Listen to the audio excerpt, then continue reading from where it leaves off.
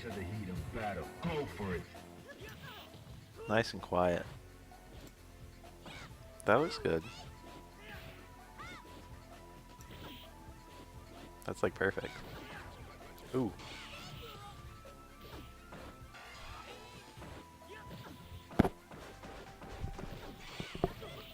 We got some more of them 3-round best of 5 action. That back fierce is so scary. Easy confirms when you're barely sub 1 bar.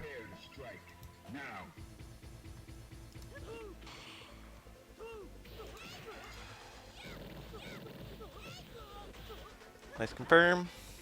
Nice meaty. I think Chun-Li was actually, I think Chun-Li is strong in this round setting. Less total time that she's without meter. Ooh, that was a that was an interesting parry. I think if he didn't try to parry there, the shoulder just would have whiffed. That shoulder was actually very not dangerous.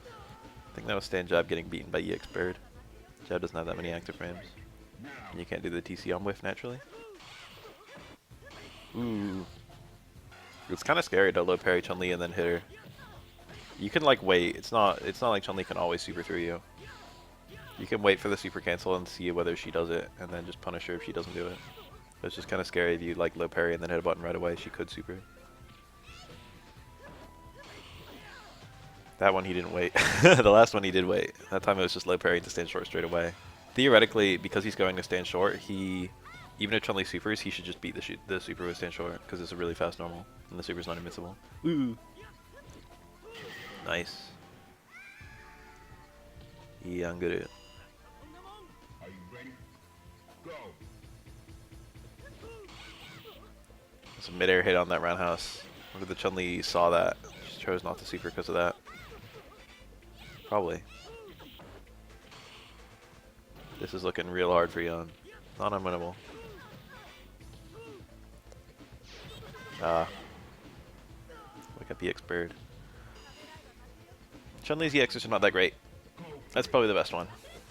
EX legs is not horrible, but actually finding places to use it is kind of hard. In a vacuum, it's quite a good move.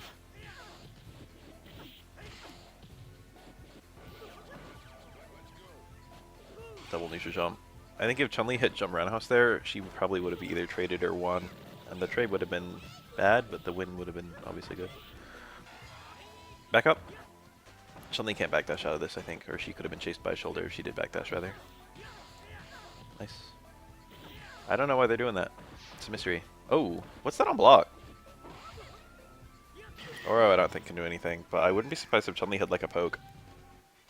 But I don't know how minus it is. I thought it was like punishable. I never see it. I haven't had a Yan EX shoulder me in forever.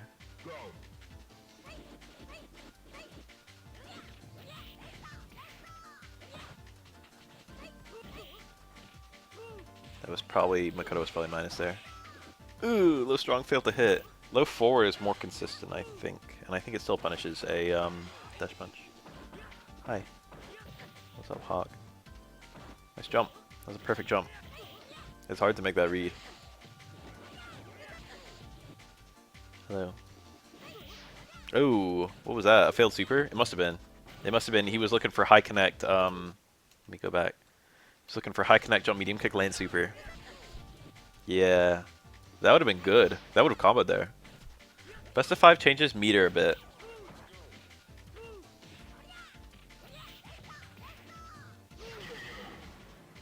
Obviously a longer set is a little bit more conclusive on who played better. But certain characters kind of like build up bar and then use it all at once. You know?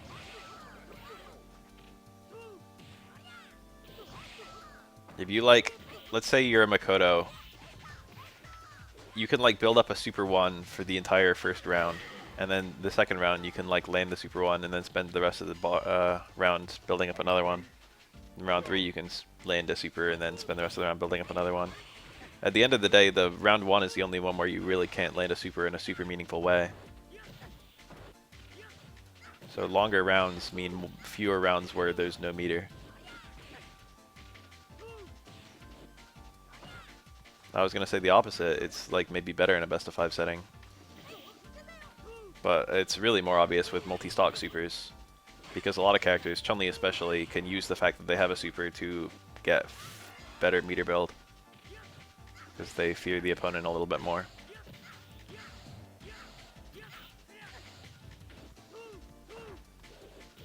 Don't get me wrong, Ken and Dudley would probably be a bit better too. Just because they, like, you know, need a super in order to get combos out of overheads. So as long as you're sitting on a good amount, they generally build more meter than they use. Generally. Depends on, you know, various things.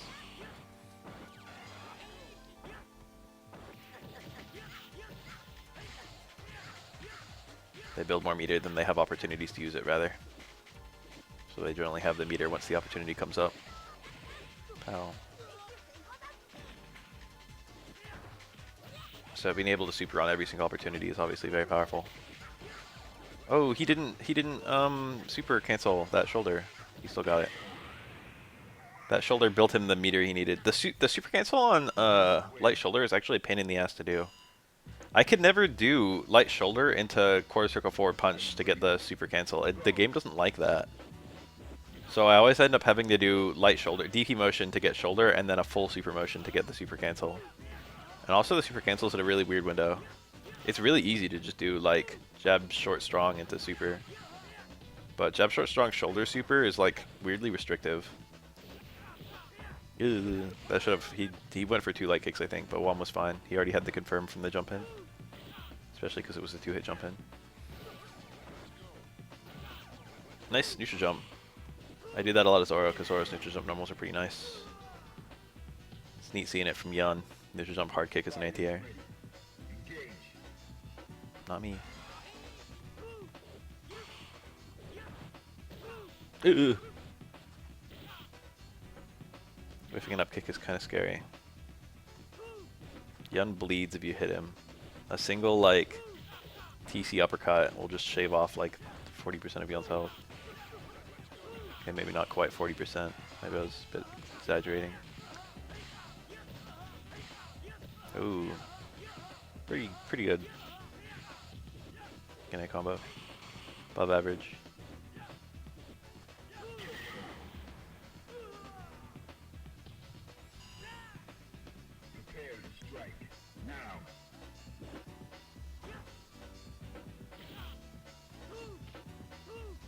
Excellent. It's hard to do stuff about those short dive kicks. If you preempt them, you can hit the landing recovery. As Zoro, I found that hard kick is okay, but hard kick loses to a jump in that hits me, like a dive kick that hits me. So it's like a 50-50 for me to anti-air. I can just not anti-air either one, but that's kind of shitty too. I don't really know the best way around that. Ooh, that was important. That was really big.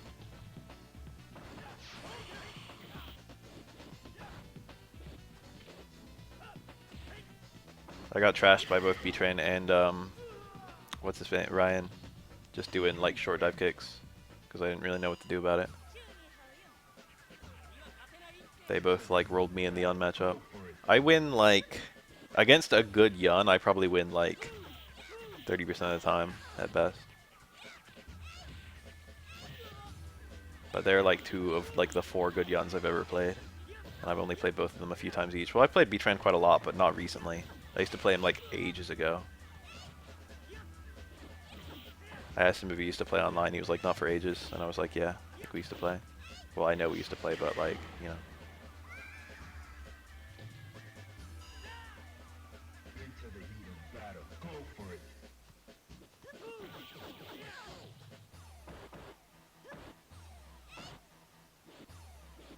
It's actually the 2nd time this year. Ooh, Chun-Li.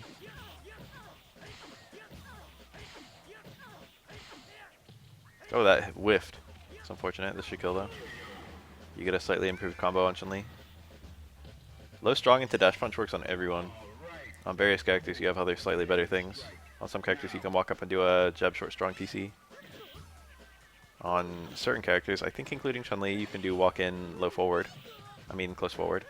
Which you can then super jump cancel, which is kind of cool.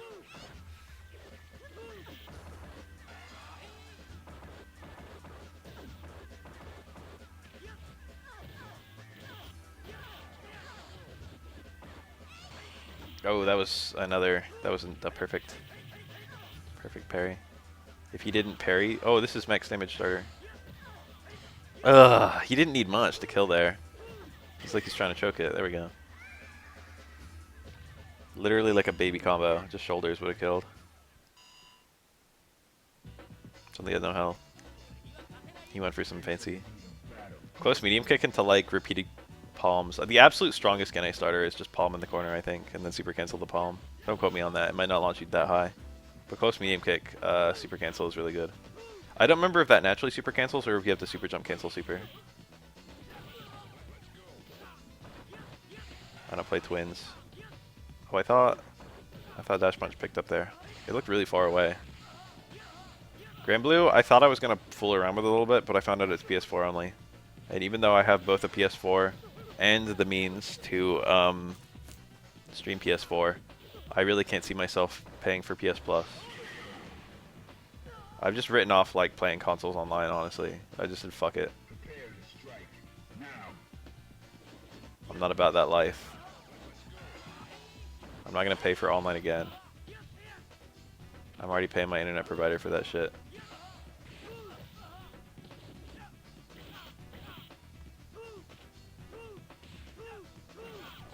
Oh my god, look at that. Repeated jumps. Oh, nice parries. He parried 3 times too. But the third hit didn't hit him. If you're expecting a long parry like that, there's no reason to attack on the way down. Just parry until they land, or until you land. This could still go either way. This could easily go either way. Oh, is that the worst?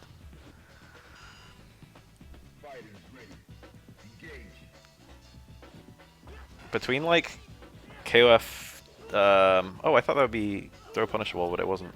Between KOF 98's PC release, KOF 2002's PC release, Garo's PC release, and KOF 13 and 14's PC releases, it seems like SNK's come around to PC everything. It was like iffy on. Ooh, interesting.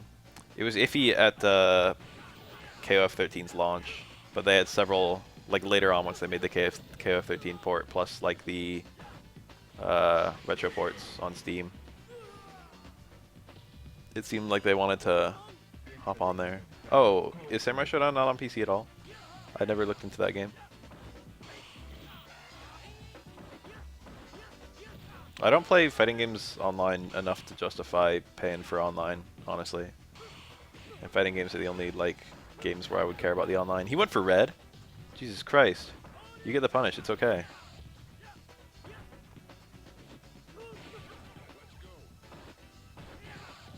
That was a bold red to go for. Yun doesn't get a better punish from getting parries there, I don't think. Ken does. If Ken parries his own super, he gets a neutral jump.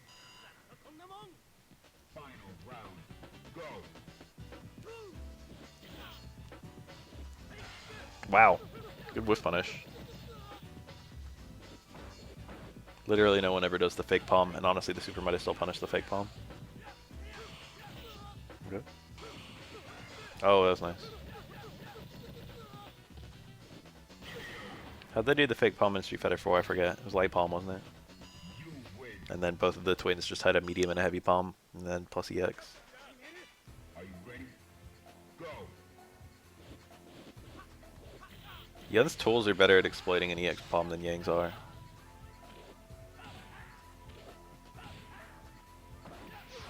Oof. Oh, he's eating these hits. What the fuck? Dash in hard DP? That wasn't confirmed. That was just trying to catch a throw attack or something. Or catch him unawares. Why hard DP? If you're gonna do something crazy like that, why not light DP? Hard DP does do a little bit more damage, but...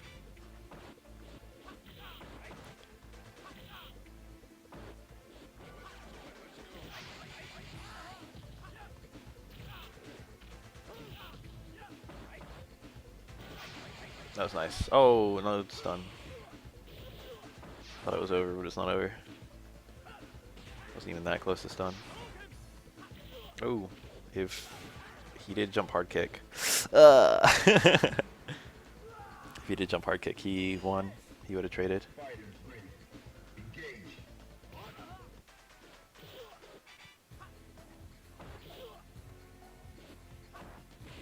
Nice and strong. I wish I had a button like that. All of Aura's pokes are slow. I could maybe use like Crutch Fierce. I've never really fooled around with that. Or Crouch Fierce is like Aura's only like mid-range poke that's not proximity based. That's like decently fast. Whoa, nice.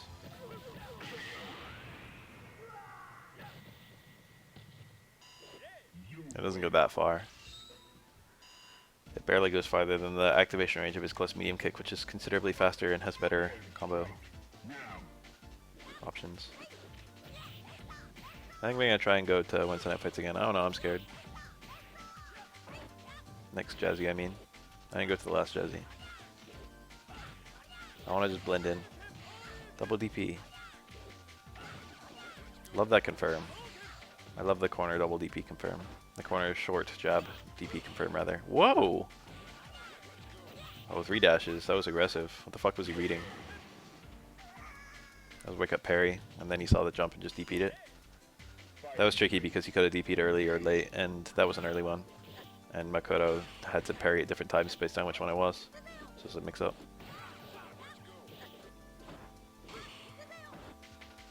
He went for double parry there, I guess. These guys clearly like are very experienced in these matchups.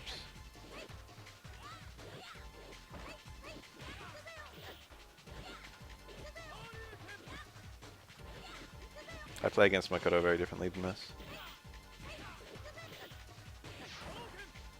Hello, Rennick.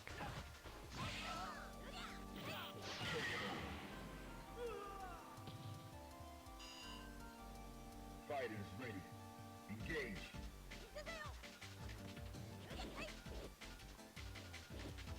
Ooh.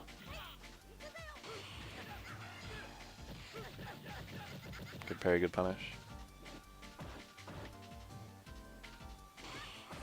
Oh, that was unsafe.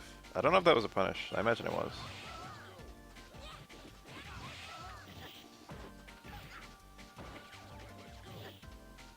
God, Ken's close fierce in this game feels so beefy.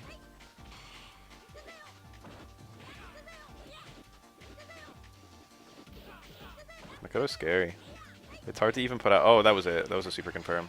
There's another one. They're not unsafe as fuck. They're all minus. But usually the push out makes it a little bit hard to punish them. Whether low forward into red fire or low forward into fireballs or red parry or blue parry is based on range.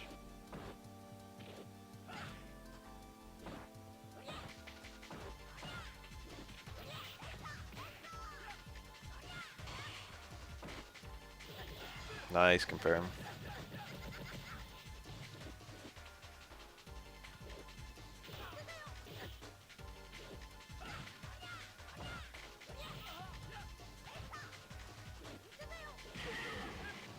Yeah. In the corner, fireballs are unsafe from pretty much everyone. And it was a really badly spaced fireball, but the punish was kind of weird. It was Karakusa.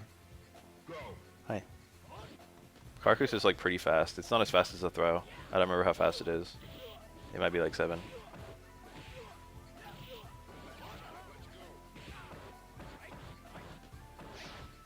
And I think Ken's fireballs are at least -7.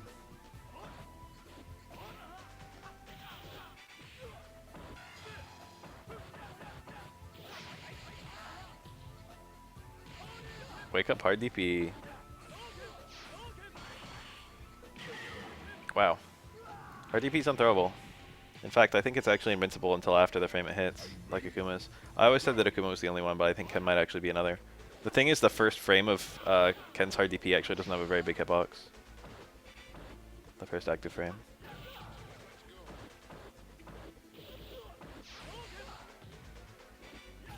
You can just go and view the hitboxes on fucking End Summoner or something.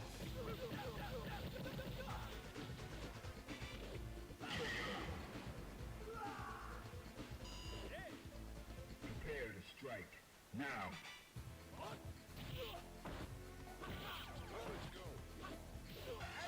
Oh, it's Reshin Mahaken. That's kind of stressful.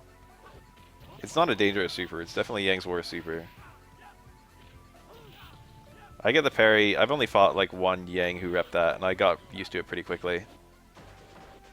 But it's like, It's plus if you actually block it, but it's a reaction parry. It's a single parry, and the parry's long enough from the super freeze that the fact that you can't parry during super freeze is actually not really an issue. It's like a fucking 7-frame super or something. So all you have to do is just tap forward, you nullify the entire super and get a punish on Yang. But if you miss the parry, then you eat SA1, Yang SA1. And Yang SA1 is like decently strong. Does like 40%. And a raw connect. Unfortunately for Yang, he doesn't have that many combos into it. Like you can combo it from like low forward, and you can get low forward from various things.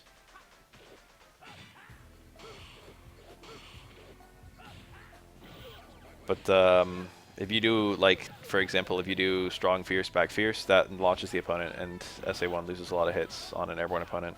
And same if you try and combo SA1 on after close medium kick. Yeah, it like gets some hits and juggles. It almost gets full connect, but not quite. It'll do like four hits, maybe more or less, depending on the height. Are you ready? Go.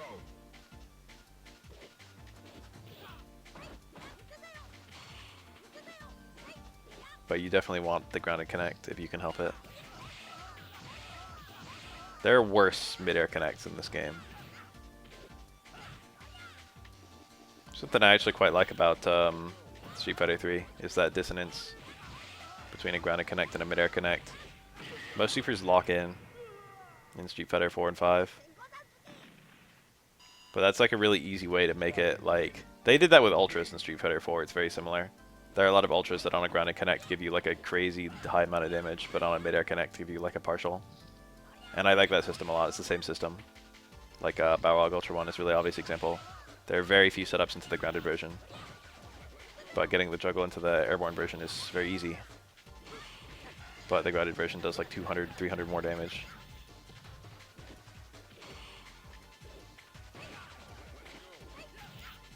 He had no combo from that stand strong, it was too far out. You can link into Ultra 1, but there aren't that many ways. You can link it from a stand jab, but almost no one did that because it was one frame. Link is far jab only in one frame. Wow, good confirm. Crush jab, crush jab. How often do you see that? That's a weird one. Super rare Makoto confirm. I think that's faster than Stand Strong. Stand Strong also links to Super 1. Ooh. That's like the first time I've seen that in ages. There are a lot of characters who have like technical. Ooh, Karakusa!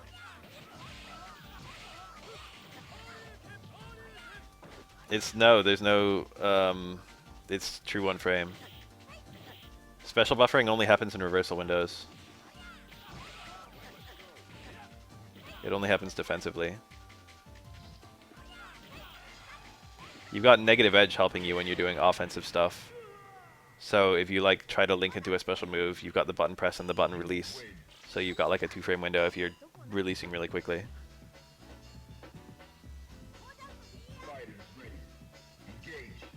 Far jab is not so weird for Rog. He's got a lot of ways to link into far jab actually. Most of his plus frame normals can go into it. They might go into a close jab, then a far jab, or a crouch jab, then a far jab, but you know, it still works. What's funny, oh, thank for sub, thank for host. What's funny is it actually like fails by 2 frames, but there's 2 separate weird things going on. It actually fails by a lot of frames, okay? But the uppercut version of the Ultra 1 is faster than the straight version, so that saves you some frames. The kick version of the Ultra 1 is 1 frame faster than the punch version of the Ultra 1. And if you swap which button you're holding, which kinds of buttons you're holding, during the Ultra, like if you do it with kick and then hold punch, or if you do it with punch and then hold kick, that also makes it 1 frame faster. And if you do all the tricks to save 1 frame, it becomes a 1 frame window. It's like something like that. So what you have to do is you have to do the punch super and then hold kick during the freeze.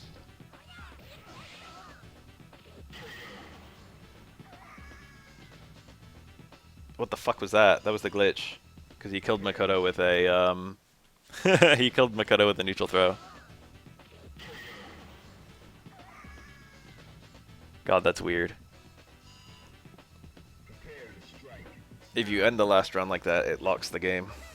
It's a soft lock. punish.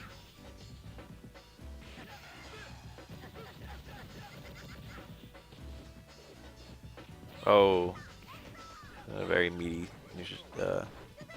universal overhead.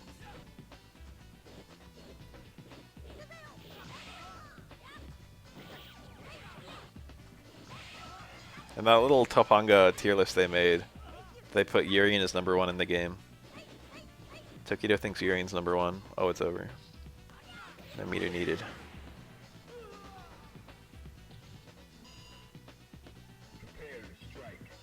That's like a Ken thing. You have time to taunt after a super, but you kind of also fuck up your Oki just a little bit. Like, even if you get your taunt perfectly as fast as you can't get like a super good mix. It's just the game doesn't have like an animation for fucking Makoto falling out of that throw for whatever reason. On KO.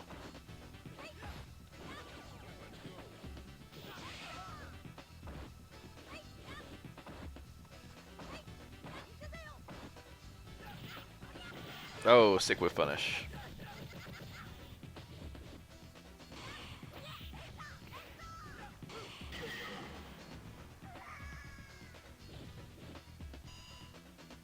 Final round. Go.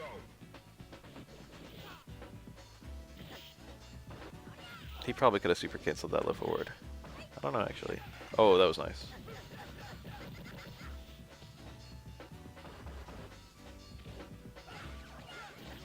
Oh, that was it, right? That was crushing Makoto. He just dropped it. I don't know. I haven't looked in a while.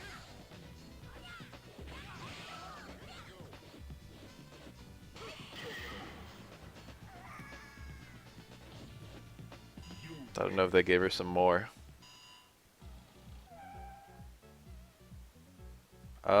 V skill 2 is plus, right?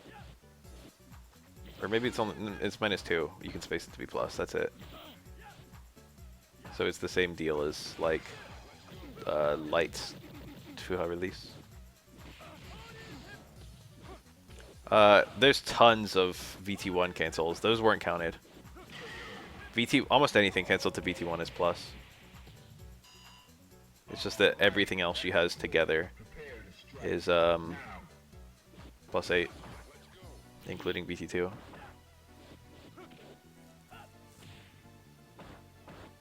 A lot of people watched that video and then like tried to tell me that he was right, and I'm like, yeah, he was right. I never said in the video that he was wrong. A lot of people thought I was like trying to fucking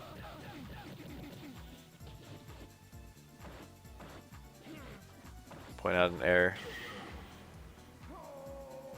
Or like call the guy out or something like that. I didn't say anywhere in the video that he was wrong.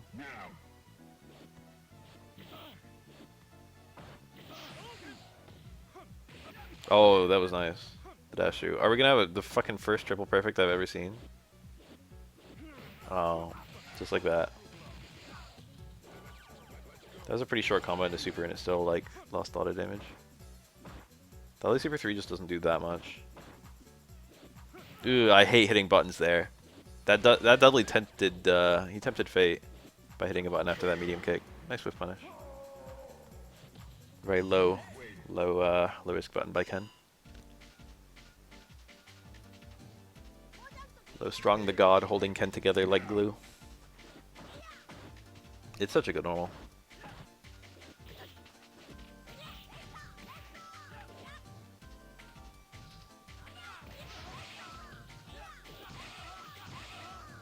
Oh, the reads.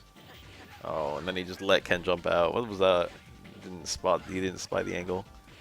Ken's still dead to like one hit, honestly. Okay, not that one. It's like the weakest hit Makoto could get, but Karakusa will stun him. Well, now Karakusa will just kill him. Makoto was going for it there, I bet. Those forward dashes, a little sus. That was red parry attempt. Didn't get it. Those aren't easy. I get it maybe 50-50 when I'm actually going for it, and that's like if I get the right read as well. I usually don't go for it. I hate going for that shit. Ooh. Throw invincible. Yeah, this is a good Ken. It's a good Makoto too.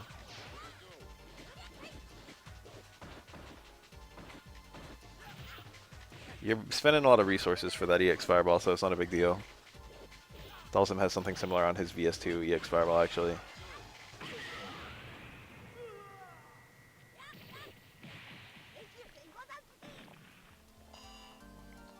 Prepare to strike.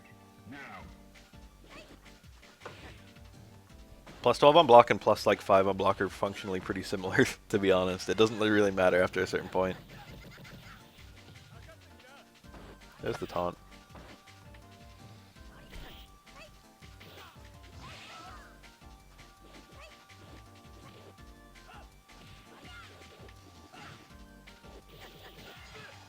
Maybe if you have to walk in, then you appreciate the extra frames to like let you walk in.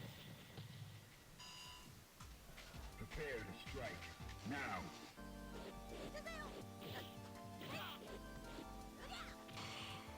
That's why all these crush counters are like plus 17 or something like that, so you can forward dash and then still hit buttons. Like my best thing that I can possibly land is Sakura is close strong, and that's 5. My max damage combos start with a 5 frame normal. So if I can get to be plus 5, that's all I need. Yeah, it depends on the character. Oh, what was his starter? I missed it. I was looking away. Close roundhouse. He went for a close roundhouse link to super. I didn't even know that worked, and it didn't work there, so. Or, I mean, not close roundhouse, just roundhouse. He deserved for that to fall out. Into the heat of battle. Go for it. I think Nash's strongest general starters are from Crouch Fierce. I mean, by the frames, I'm not surprised it works. Most attacks are at least plus 2. And Makoto's super is 2 frames.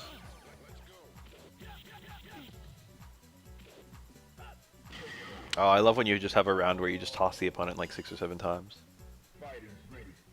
Engage. Just throw them all over the place. Every now and then you have to remind people in this game that those exist. Oh, that's the worst. BB punish. Oh, he missed the ducking.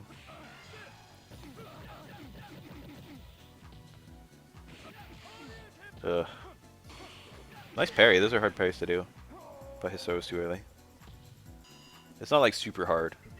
It's like the throw timing will be like a 2 frame parry or a 3 frame parry.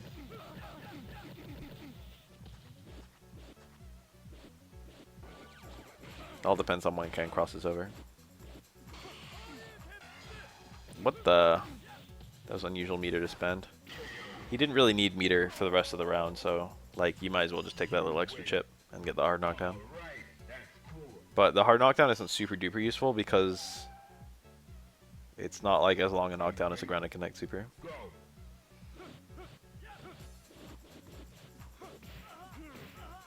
He's looking strong. Oh, Samuranos traded with a hard DP. So there you go. Hard DP either stops being invincible on the frame it hits, or it failed to hit on the first frame there when Dudley was like almost point blank to him.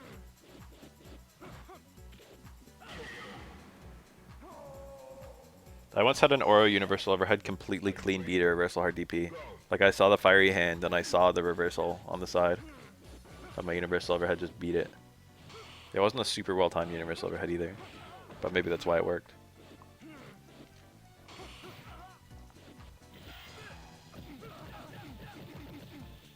If I did a perfectly well timed one, I would just fall through him because he's invincible frame 1. I actually really like the way that reversals work in this game. Non-invincible reversals, I mean. Nice.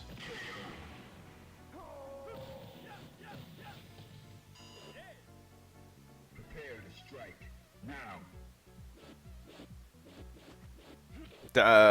Safe jumps would be really strong in this game if there was more knockdown time. But like most reversals are incredibly weak to safe jumps on paper. But the trick is, there are 2 tricks. 1, you don't usually have time to get a safe jump. And 2, parries make safe jumps minus frames. But Lee does not have a cross-up. I don't think he even has like a really bad cross-up like Alex does. I think he just doesn't have a cross-up at all. Oh, there was hard DP trading with a dart shot.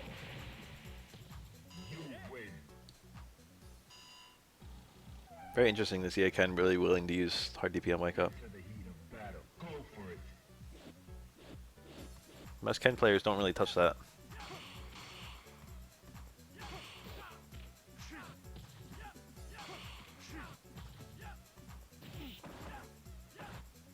I don't think I've ever seen a jump hard punch cross up with Dudley. I'm not gonna say it doesn't exist. I believe you.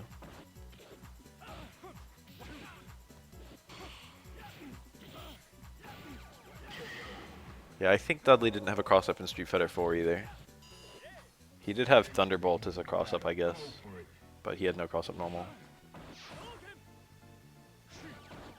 It's very rare in Street Fighter to have a cross up punch. There's only a few in the game, or in the series.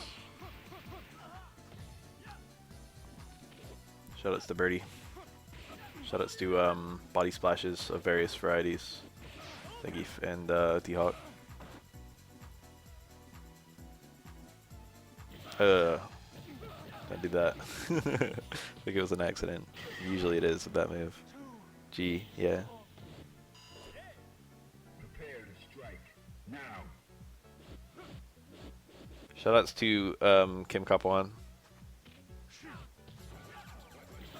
I don't remember Seth's cross-up punch.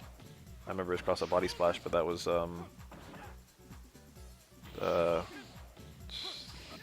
think that was. Oh, I don't remember what the input of that was. Maybe it was a punch.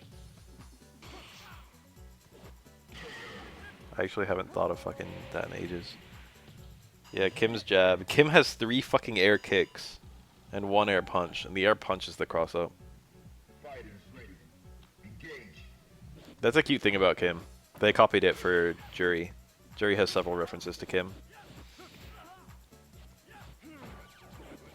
Kim has most characters are 2 punches and 2 kicks in KOF, but Kim has 1 punch and 3 kicks.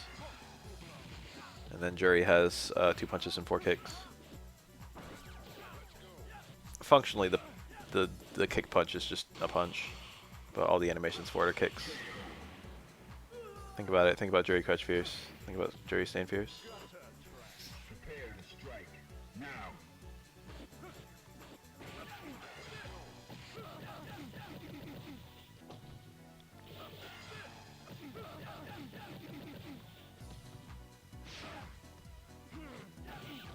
Ugh.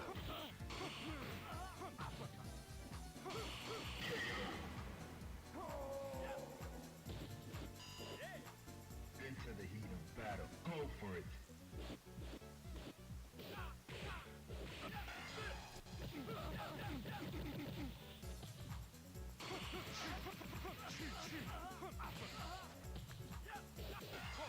Yeah, I think even towards A is a kick, isn't it? Now that I think about it.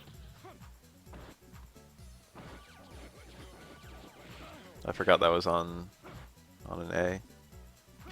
It is on an A, right? There's a towards B, and I just forgot. Into the heat of battle. Go for it. Oh, he went for red. Oh, nice dart shot. Got the full connect.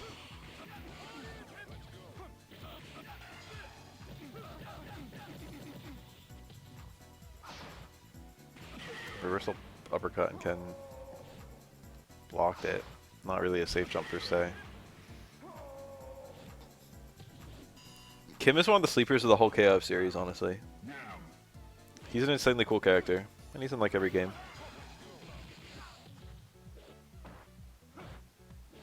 Koreans know.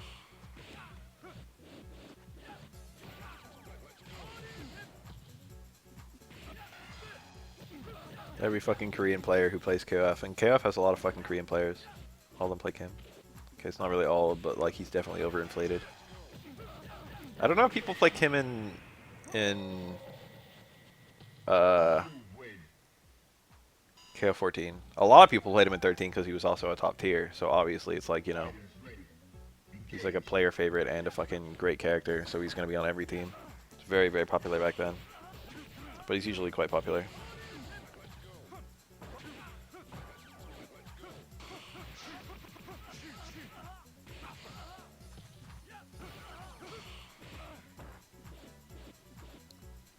What's the American pick for American players?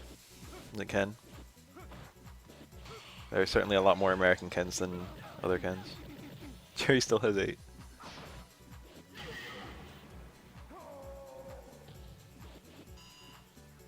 Fighters ready. Engage. When I see 14 these days, it's almost always. It seems like every team has a Shanae. And then most teams have 1 or 2 DLC characters. I don't think the DLC characters are that busted. Well, maybe they are. I have no idea. But the exposure to them is kind of low, I think, for a lot of them. I mean, the game's been out years now. But, you know, back when it was seeing a lot of play, the DLC characters didn't exist. Vanessa seems to be one of the better ones. But all the DLC characters seem to get a good amount of love. Are you ready? Go.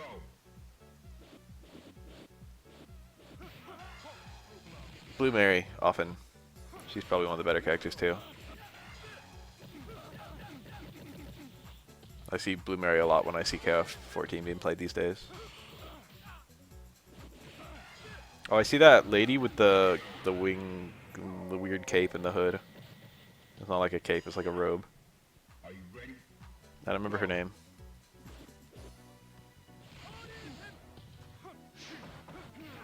I went for the red. Ken can just naturally punish that with super, but he doesn't have super. It's -3. No, no, no, not whip. I don't know her name. She like has long sleeves and a hooded robe.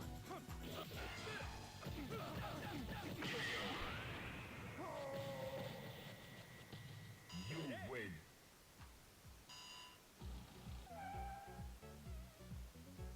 Prepare to strike. Now. God, we're helpless. Yeah, yeah, that's her. Nade? How do you even say it?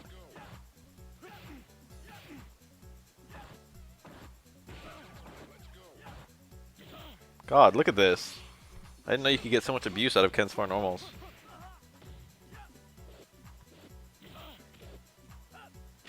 That looks like a car throw. He did like 2 of them. Ken's car throws aren't very good. Well, he has a good one, but it's a nightmare. Ken can car throw off of low medium kick or low roundhouse, but he has to stand on the car frame. Which is, it makes it a lot harder. Because not only are you getting the Kara, which is quite easy, but you have to also release your fucking stick on that very frame that you get the Kara. Which is surprisingly precise.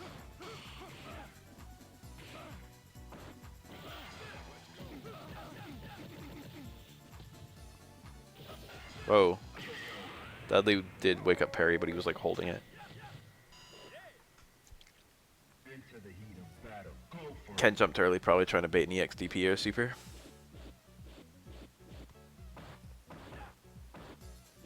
Kim team. I've never liked Chang or Choi. Both of them feel like gimmick characters to me. They feel like relics. I don't like Raiden either. I do like Hua.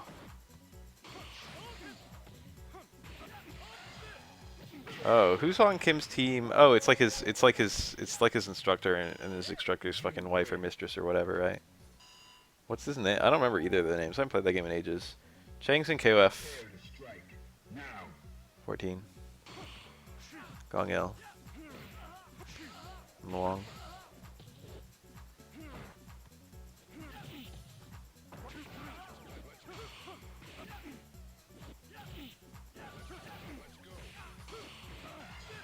Wait, Long is Kim's wife?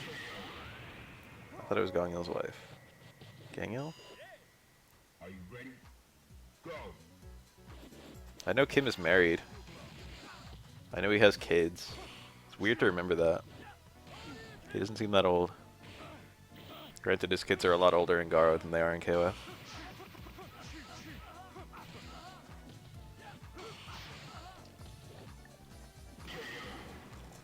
That's like kind of weird in general, but I think Rock in KOF games is just a what if character, non-canon. Prepare to strike. Now.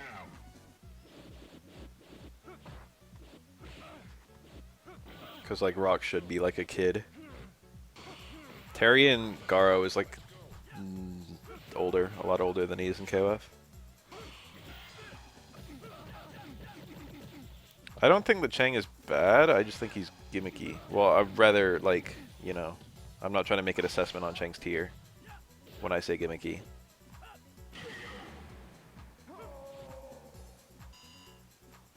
Are you ready? Go. Chang is. I was gonna say Chang is like a relic of like, in older fighting games, you would often see a character who was heavily built around like very gimmicky stuff, and I'm talking like oh, that was the dart shot trading again. I'm talking about like Bloody Roar kind of fighting games. Final round. Go. You know.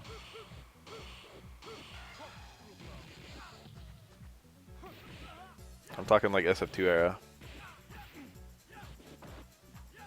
There would be a lot of characters like that who would be like, you know, just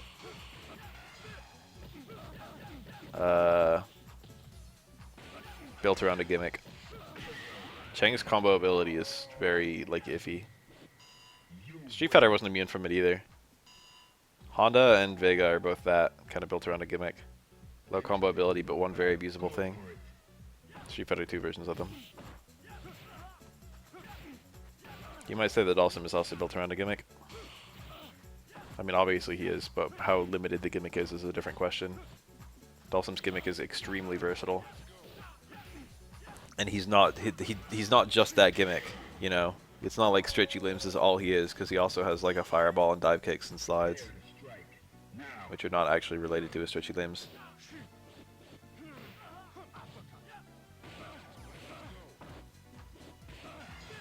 Choi is even more gimmicky than Chang is, honestly, with his fucking zips and his absolutely zero combo options.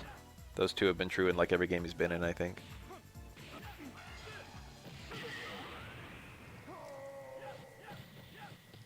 It's not like they don't make gimmick characters anymore. I would say that Mien in KOF14, I think she's new to that game, right? I don't even know. But she's like a gimmick character. No. The first game that Vega could lose the mask might have actually been 4. He might have been able to lose the mask before and it just did nothing in like alpha, but I don't remember.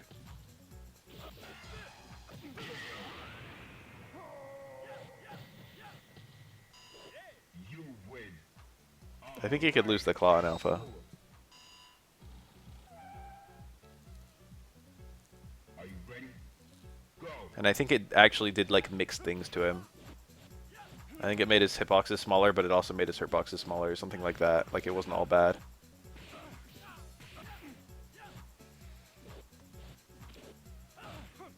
Look at that cute little Mako. I need more Toho emotes. People like Toho. Which Toho character should I get next? What's the drunk one? Suika. I'll get Suika. She's my favorite Toho. Nice. Great parry, great punish. Prepare to strike. Now.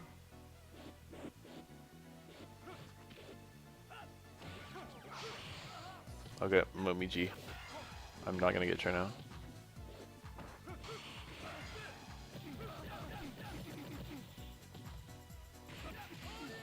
The only Toho game I've ever played is Immaterial and Missing Power.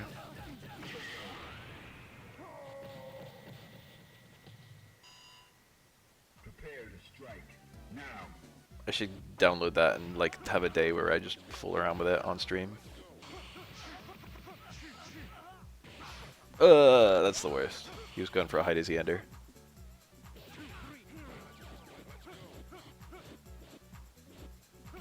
I think I dropped some frames there. No, I didn't actually drop any. My connection got a little funny for a sec though. Fighters ready. Engage.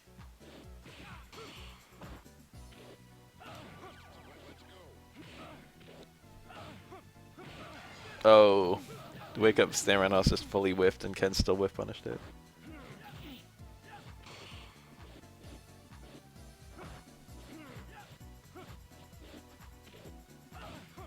This Ken is real good.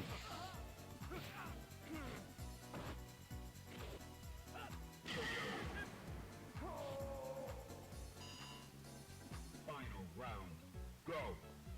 So what's Daigo's like main right now? I've been seeing he's been playing 3 characters. Well, I haven't seen his Ryu in a minute actually. There was like a little period where he was playing Ryu just to fool around. But I've been only seeing the Kage and a little bit of Guile.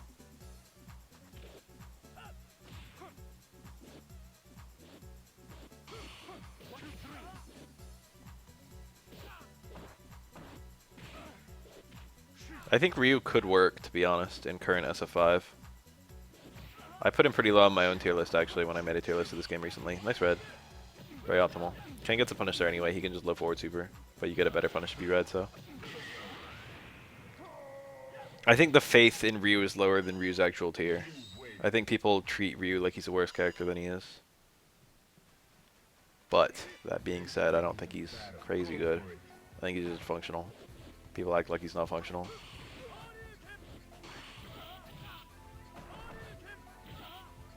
But, like, the biggest problem with Ryu is he has no players. Ryu is untouched. Most people aren't really dedicated Ryu mains in the high level.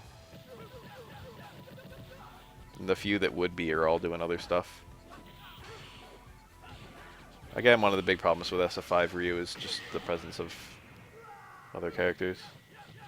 Like Akuma and I guess Kage. Are you ready? Go. Infiltration plays 3 characters that like don't exist anywhere else. That's super cool. Who is it? It's like Ed, Jury, and what? I already forgot.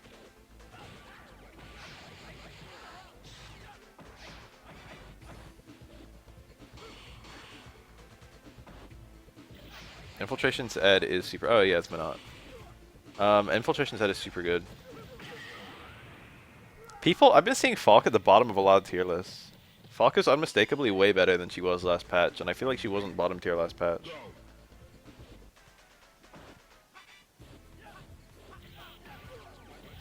Yeah, so I was trying to say, like, why would you play Ryu and Akuma? The health difference isn't enough.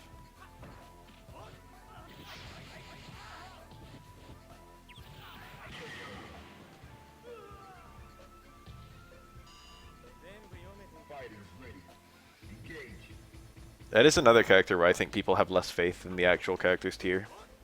I guess what I'm trying to say is that it's underrated. The characters who I think are very underrated right now are maybe Honda. I don't know enough. That's like everyone, but it's me as well.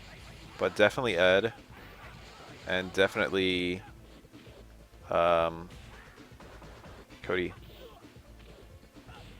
I would put those two at the top of my little underrated list.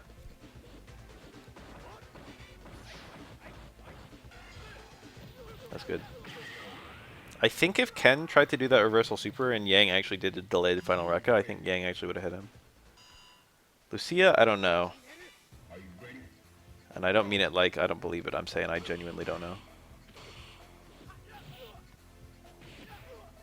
Honda's a character where people have zero faith for no reason, because no one knows what his tier is and everyone just admits it. Just unpopular to play.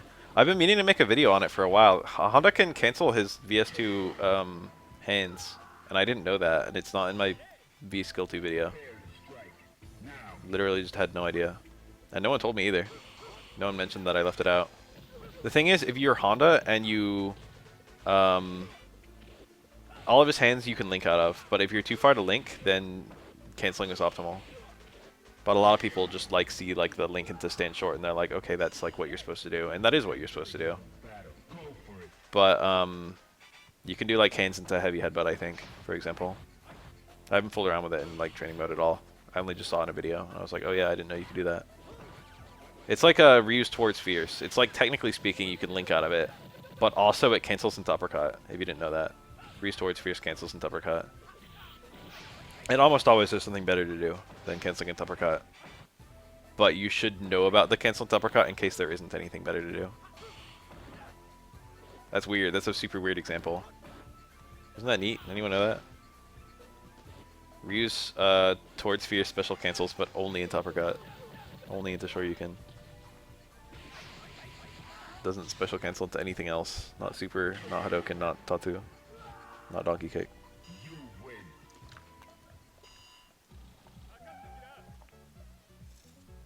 Into the heat of battle. Go for it. Top 15 Lucia. Sure. I think you can make an argument for like so many characters being top 15. There's only like 5 who you can't make that argument. I wonder what an actual like fully solved game tier list would look like.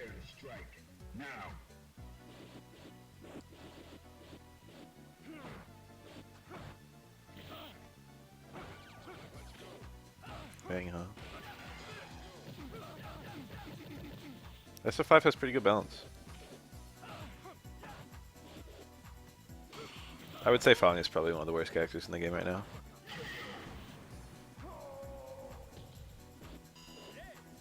Into the heat of battle. Go for it. Unlike a lot of the other characters, he's like pretty explored. Blackle, you put Doritos in my chat. I saw that. You thought no one was here, but I was here, and I saw the Doritos. I have not tried Gil yet. I've been putting off making the Gil video. I think Alex is one of the low tiers right now as well.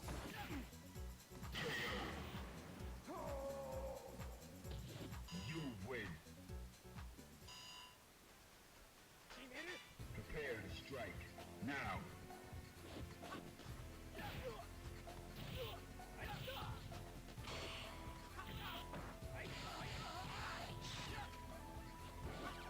I don't know who this Ken is.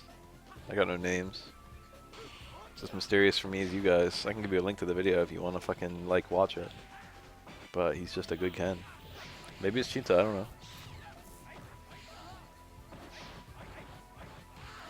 Hi, it's Tim. Tim, where's Birdie? In the season 5 tier list. In my season 5 tier list, I put him in S tier. But that might have been me high off my fucking high as a kite, because I haven't seen him in S tier on anyone else's tier list. He's usually like A. My S tier was 10 characters big. Whoa.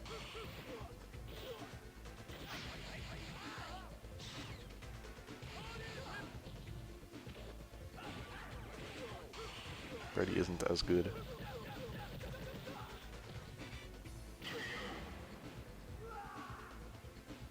When losing low strong anti-air is definitely an issue. Losing it a bit. The thing is, like, a lot of other characters have like something they can still do in a position like that, but Birdie like doesn't really. If Birdie's too close to get low strong, then what the fuck is he supposed to do? Jump back jab, jump back short. Oh, you're talking matchups. I think everyone needs a second these days. I think SF5 is a 2-character game now. Does Crouch Hard Punch works from that close? Yep, you probably have to do it super early.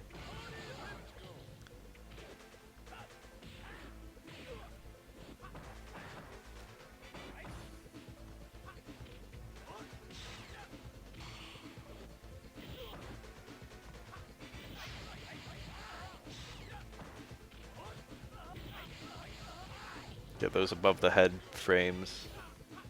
God, that sounds awful. That's already a slow anti-air.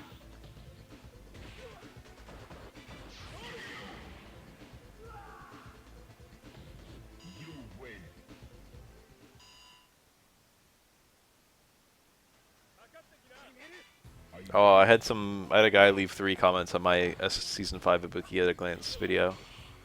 They were all kind of funny.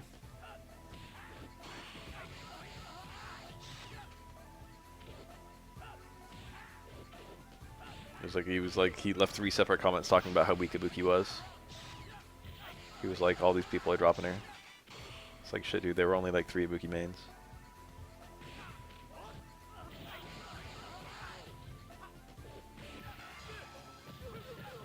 I'm on true at all, by the way. Into the heat of battle. Go for it.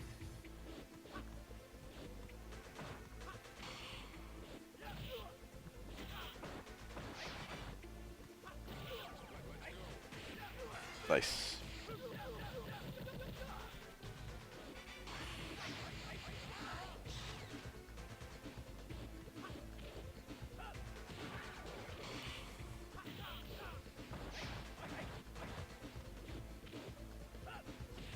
Grand Blue, unfortunately I don't want to pay for PS Plus, and that's like a deal breaker.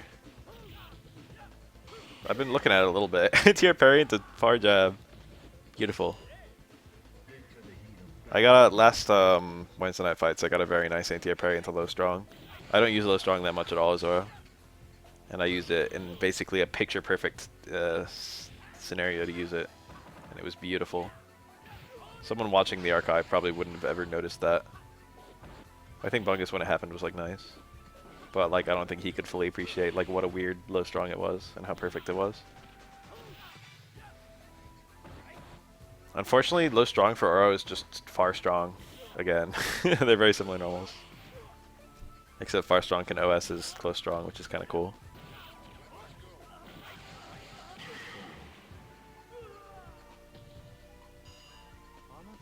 Low strong cancels, but you can cancel it into fuck all basically. All of the cancels are useless. The most useful is canceling into Fireball, which is in the combo. That's like a little thing that's a pain in the ass for Oro. All of his cancels into Fireball aren't combos. The Fireball's just too slow. Oro doesn't have a cancelable heavy. Stamina, Slow House, Stand Fierce all don't cancel at all. Crouch Fierce only cancels the super.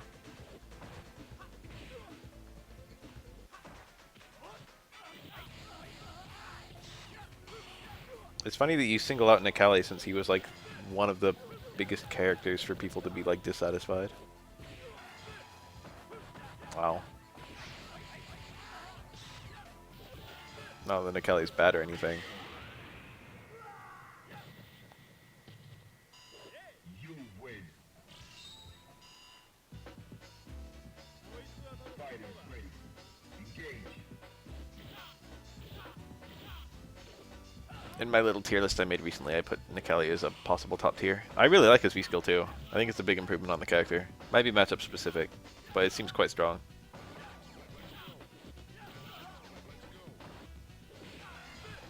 A slow projectile is such a weird, cool thing to give him. Completely turns the whole character on its head, in my opinion.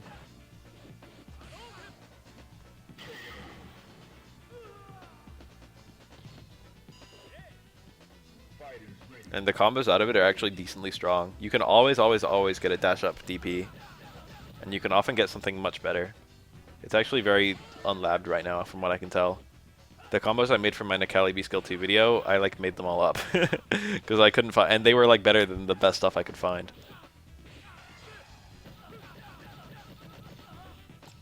They're not the best stuff I've seen. I've seen a couple Nikali mains since then who have done some cool, like, corner stuff. Juggles into V-Skill, into V-Skill. A lot of combos with V-Skill too can use 2 V-Skills for Nikali, which is quite interesting.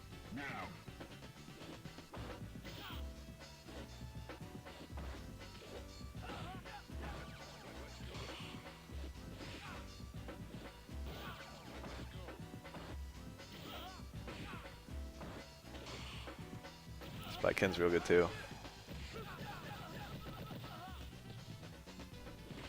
Oh, that was perfect. He had the super link. That was a pristine timing on that universe overhead.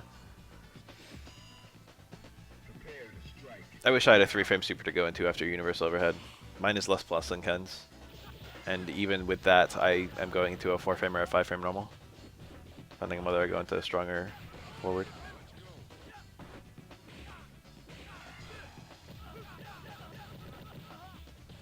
SF5 newcomers to come back. Fong 100%. Rashid like 80%. Everyone else is a big question mark. I can see maybe Colleen coming back.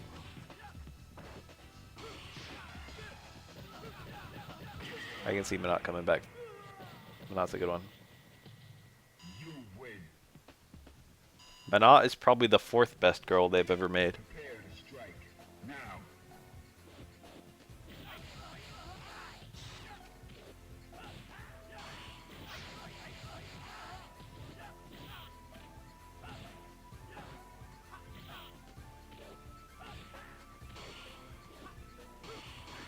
I can see like Guy with Zeku stuff now. Obviously Zeku was just like Guy stuff with a new spin, but now I can see them doing it the other way.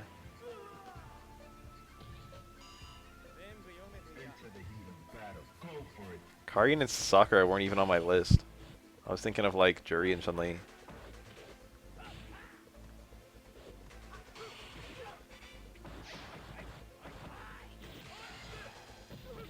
I can see that. Visually, Guy and Young Zeku have a lot of moves in common, but functionally it doesn't really quite feel... I don't know, it does feel quite similar. The strong fierce DC is very similar. Into the heat of battle. Well, strong, stand fierce is literally a combo guided.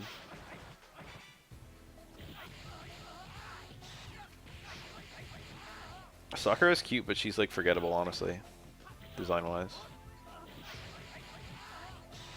Sakura will forever be like girl Ryu. All right, that's cool. Are you ready? Go. Like Ken is obviously just like a Ryu as well, but Ken and Ryu feel like two halves of a whole, and Sakura feels more like a auxiliary character. Rose is good. I wasn't really thinking of fucking specific characters when I said like fourth best, but Rose is a pretty good girl. I don't know. Girl Ryu is not bad. It's just forgettable.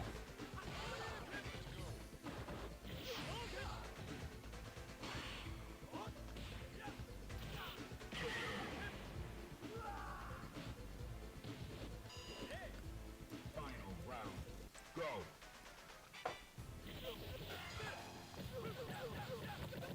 Elena's at the top of my list, but she doesn't seem to be very popular among other people. Nice. Super's got invincibility. If Yang was faster with that final hit, maybe that would have not worked though. You win. Prepare to strike. Now.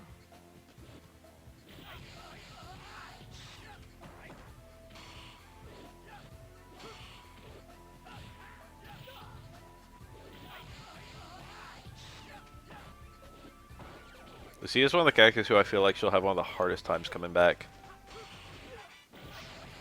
She's like not popular enough, and she came too late. She is very cute, don't get me wrong. Abigail's just like another character on the pile of like big and uglies.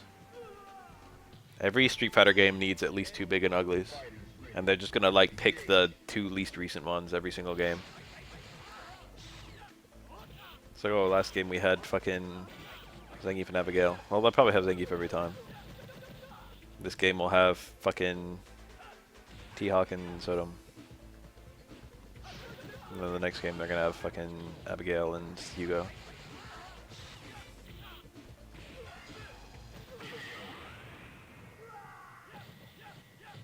Sodom's not that big. I'm not sure how ugly he is. Battle. Go for it.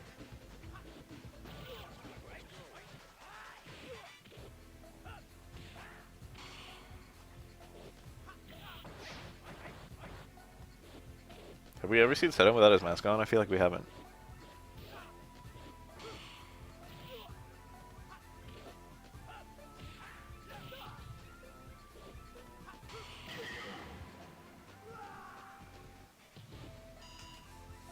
Prepare to strike.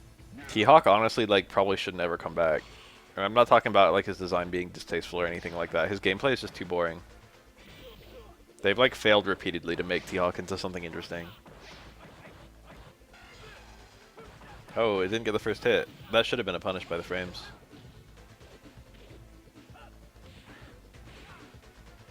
Well, the SF5 team made Omega T-Hawk, and Omega T-Hawk is quite interesting. So, you're right.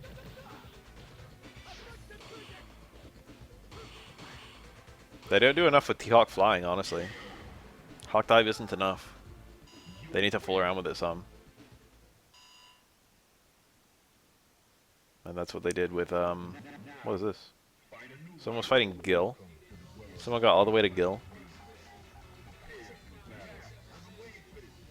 That was a video skip, so now we're on a new one. I like the 3 different flight angles in Omega. That helped him a lot. It's SA1 Makoto versus Q. This isn't bad, but most people pick SA2 because it lets you punish taunts. It's like a full screen. I mean, Makoto can punish taunts anyway with like EX dash punch, so it's not a big deal. SA2 is just stronger. And faster.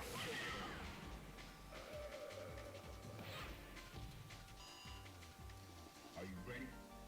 Go. Later.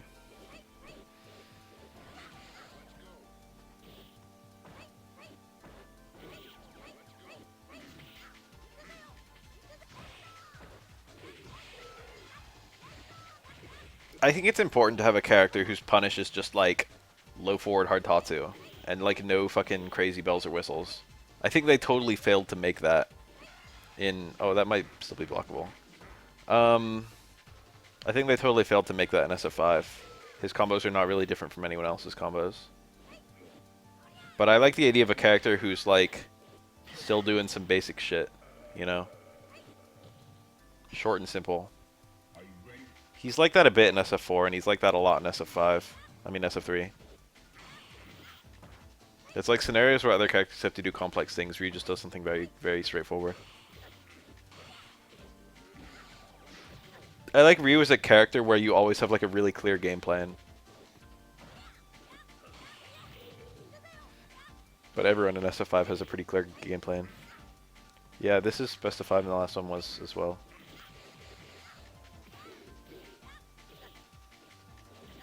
Don't ask me why. This could still go either way, that's the sad part. Makoto's got all that meter. That wasn't going to kill, but this next hit will. This is like a 50-50 to win. Oh, ain't that the worst. I feel like a dipshit every time I eat that chop. It's such a free block. I don't even eat it often for what it's worth.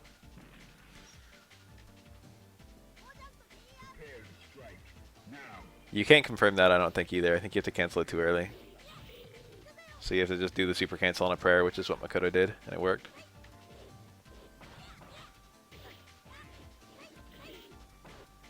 I like stuff like that, I guess.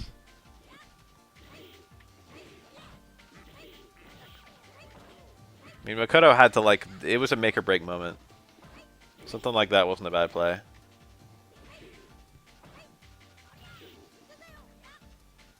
You miss 100% of the shots you don't take. He took a shot. Makoto would fit in SF5 too well. We've had this discussion a million times here. She's literally, in SF5 she would be a better Laura. It's like, take Laura and then imagine if she had a fucking dive kick midair. And then imagine if Laura's command grab led to like a 40% combo. You have Makoto. I think Laura has decent walk speed, right? So that's a big difference between them.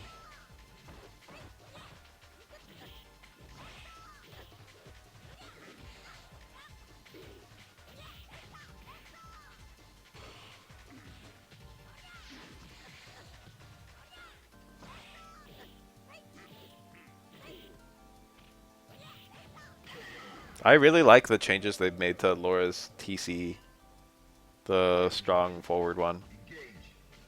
It's funny, that move is completely different than launch. Laura was like one of the characters I hated the least at launch, and it's not like I disliked her, but she wasn't a good fit for me to play. And I did enjoy her, you know, but like now, Laura versus like other characters I play, it's like I would way rather play the other characters.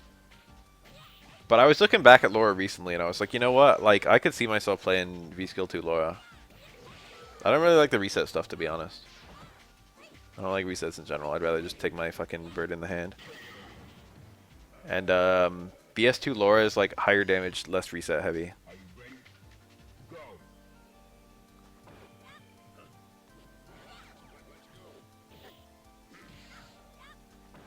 If the title is Street Fighter, they will put Ryu in it. Oh, that's disgusting. Did anyone just see that? He got Karakusted out of an SA1. I've never seen that. I have tried to throw. I've done normal throws against Q doing who woke up with SA1, and I always just get hit. I'm guessing it was because the Karakusa was very delayed. You would never throw after the freeze. Regular throw is 3 frames, but Karakusa is a bit slower. Wow. That's another one of them. He who dares wins. Was that a failed car throw? I feel like it was, but it worked. That was a weird button to do there. That's his car throw normal. Most Qs don't really hit it unless the opponent's midair. And it's not even like a great anti-air or anything. Ah, damn, fucking Q sucks. Look at that. Look at this block and look at this punish. Low forward. I don't know if Q had anything better to do there. His only cancel that he can combo into like anything is close forward. And he was too far away to get close forward. And he had no super, so we couldn't punish with super. So like what the fuck could he have punished with raw slaps? I don't know if that would be fast enough. Raw EX slaps might have been good. He had nothing to do. That's like sad as fuck. He still won. But like honestly, like that's like one of Makoto's like that's like the core of her mix-up. Is either doing stuff into dash punch or like doing Karkuses. And like the whole point is that dash punch is unsafe. And that's how bad the punish is. It's just low forward. That's pretty awful. But I don't need to tell you guys this matchup is shitty. It's quite shitty. It's not like crazy shitty. Or it is crazy shitty, but like, you know, Street Fighter 3 is very much the better player wins. Bad matchups can be surmounted with sufficient skill.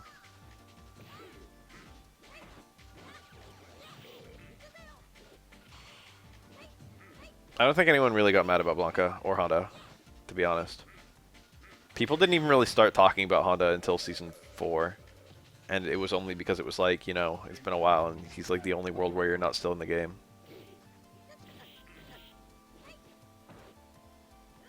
I think a lot of people wouldn't really care if Dhalsim wasn't in the game either.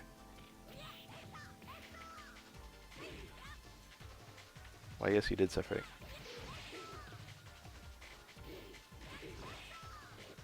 I think about half the World Warrior characters are kind of cool. And the other half are kind of shitty. Bring Zangief back, sure. Bring Chun-Li back, bring Ryu back, bring Ken back, bring Gao back. Those guys all get the thumbs up.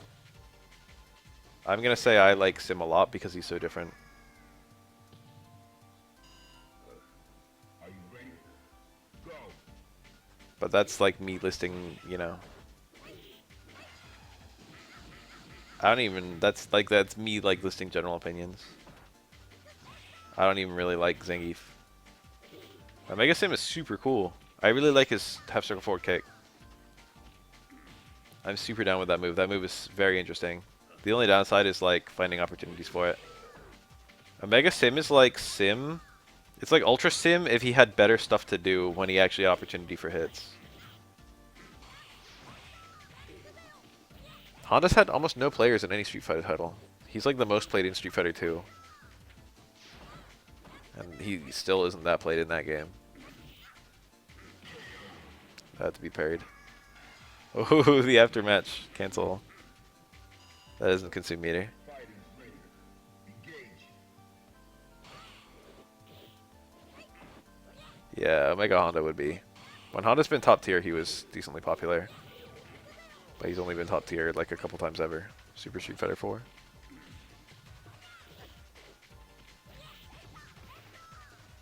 And maybe like certain versions of SF2. I don't know if Honda was ever strong in SF2 in any version, honestly. He's okay.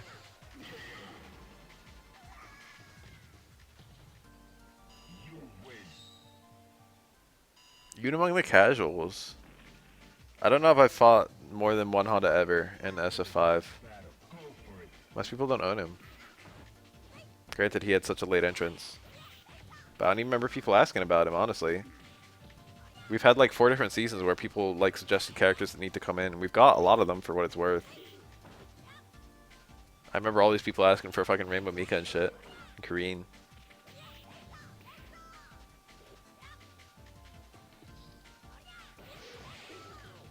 I remember people asking for Sagat. I remember people asking for Cody. I remember people asking for Adon. No Adon yet. It's not like Adon was super requested either.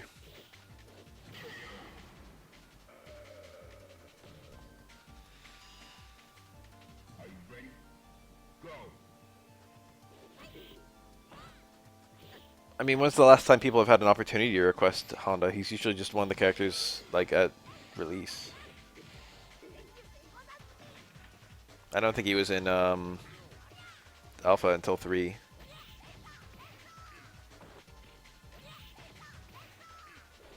No idea if he was in CVS 1. Definitely in CVS 2. Kind of popular in that game, I think. Although not extraordinarily. Oh. Almost a nice punish. Should have gone to something faster maybe. That's a punish. It's pretty unsafe. It pushes back like a decent amount, which is kind of a pain. I don't get close strong there.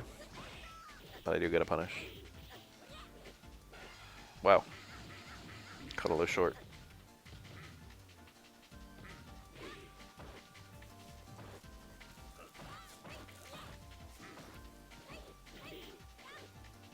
Oh, it's coming. Oh, it's ugly though. It's being all mirrored. There we go. It's horrifying. I should compress that and then make it into an emote. Oh, that did a lot. I mean, it didn't. Makoto's got like Ryu health. Just felt like a lot. It was like probably, if Makoto probably had exactly as much HP as it did damage. I don't remember the throw damage breakdown in this game. I think Hugo's neutral throw is number 1. Actually, I think Necro's back throw, unique back throw is number 1. Necro has a chance. I feel like they need a stretchy, but they don't need it to be Sim. I feel like it's very possible that Sim could not show up and Necro would be there instead. And now there's Minot as like a third Sim, so now we got 3. They're all going to be fighting because I don't think most games will have more than 2 of them.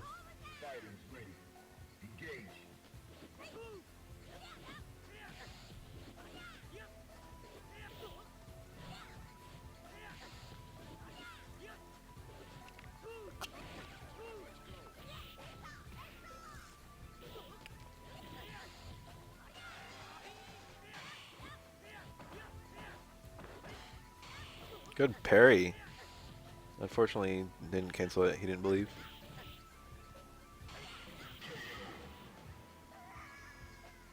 A lot of people had a very low opinion of Capcom potentially putting the dolls in. And I gotta admit, I'm a little surprised they never made any of them playable. I'm not super surprised. I didn't think they would. But it was like something I thought they could do if they wanted to be lazy. Nice. He's got super here, but he shouldn't spend it. He did not. Karkuso will kill, I think. Was that deliberate? I don't think I've ever seen that. He, like, got the combo. Oh, yep, here we go. Oh, well, I'm surprised he didn't complete the TC. That was safe. If he completed the TC, it could have been red parried. Safer not to do anything.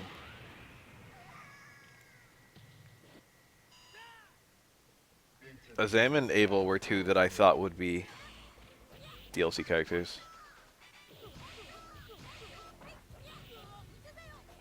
I'm really surprised that Azam didn't make it in, and I'm pleasantly surprised that what's his name, Byron or Brian? I don't even remember the fucking Giles CO. Glad he didn't make it in. He looked boring. Oh, they could have done something interesting with him. I ran him off too fast. Oh, there was a leak that he was going to be in the game.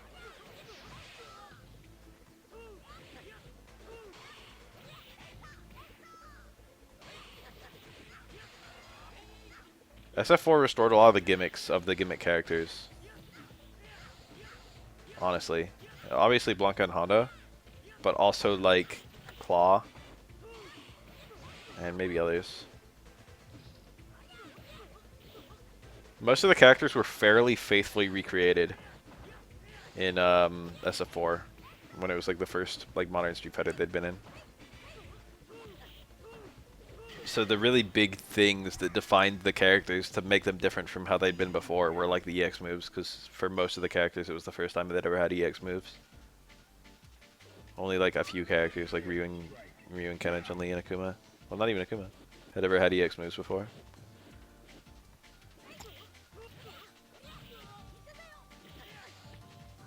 So like for example Blanca and Honda, Blanca having an EX move that goes through fireballs and Honda not having one is like a huge difference between them.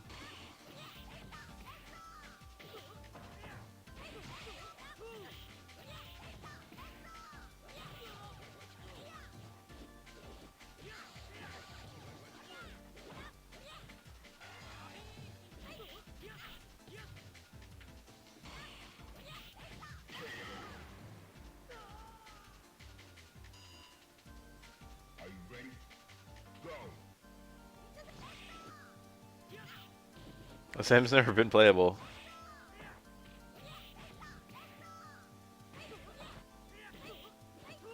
Sam was created for SF5.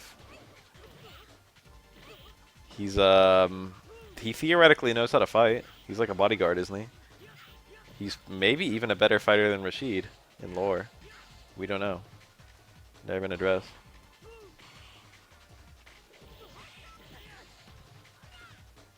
Every time you parry Yun's dive kick, it's actually pretty punishable. It's just that there's a mix-up between parrying it and whether Yun does like a short dive kick or like a regular jump in. And also he can you can meet in midair, which isn't horrible, but you might be sacrificing some ground. Most given attacks in SF3 are actually quite weak if you know the opponent is going to do them. But that's a big most, because there's a lot that have basically no downside. The kinds of things that are really strong are things that you can't really, like, even if you anticipate them, stop them. Because this is a game where if you anticipate something, you can parry it. But there are a lot of attacks in this game where it's like, even if you know it's coming, like, what are you supposed to do? Like Chun-Li back fierce. She's just whiffing it. How do you punish that? With punishing Chun-Li whiffing back fierce is actually pretty hard for most characters. And if you, like, accidentally get hit by the back fierce, she supers you. So a lot of whiff normals are extremely obnoxious in this game. Kenzo strong. Yun Palm, I guess. Those others. Oh, nice.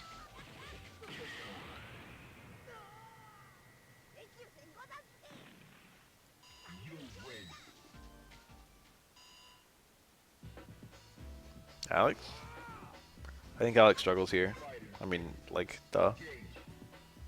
But Alex doesn't really have a good way to stop the dashes.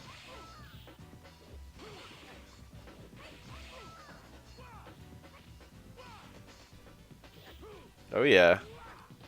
Takes are good in this game, in this engine.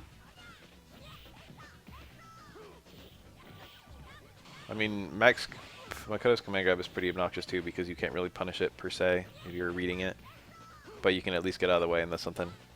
And honestly, most characters aren't too bad against Makoto in neutral. But that really depends on who you play.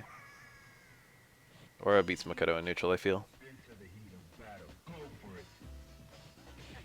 Her damage output is just higher than mine. It's not even really higher. Depends on how much meteor I have and how much meteor she has.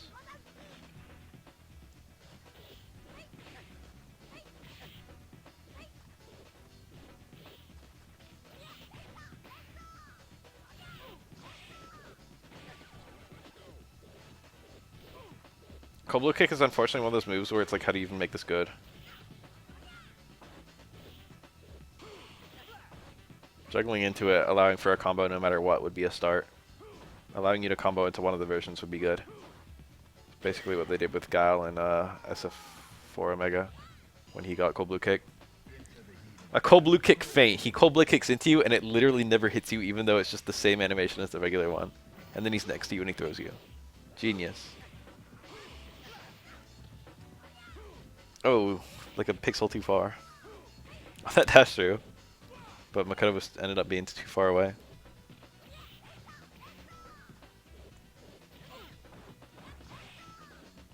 Remy could juggle out of a Cold Blue Kick, but it required the opponent to be either cornered or Remy had to do a dash flash kick, which is a pain in the ass in this game. So if he could just always get an anti-air Cold Blue Kick into a flash kick, that would be really good. That might fall out. Okay. That's close. God, Alex sucks.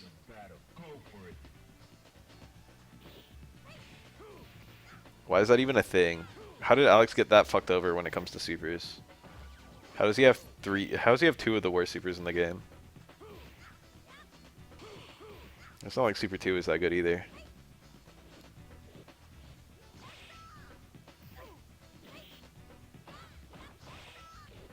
Nice. I think that was a punish.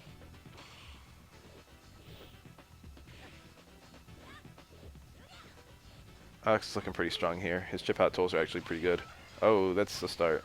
It's not enough though. I still like Alex here. Oh, good jump.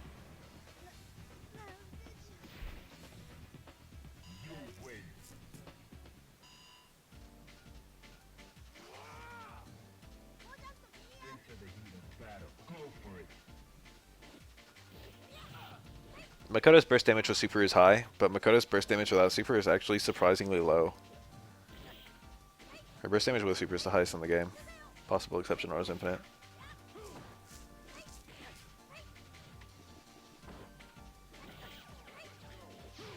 Nice.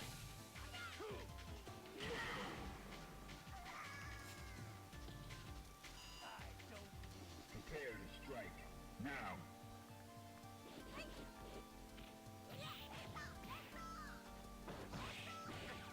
Oh, we could have cancelled that into EX chop.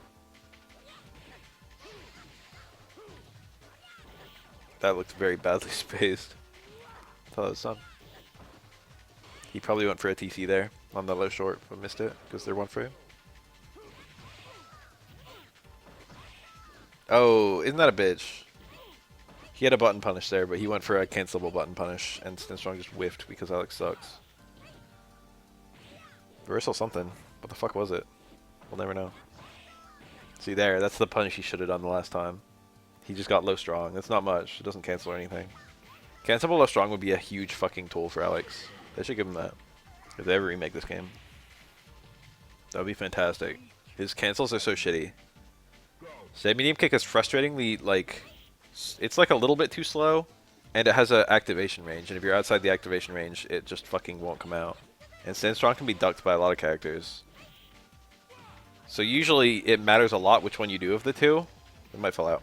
I did fall out.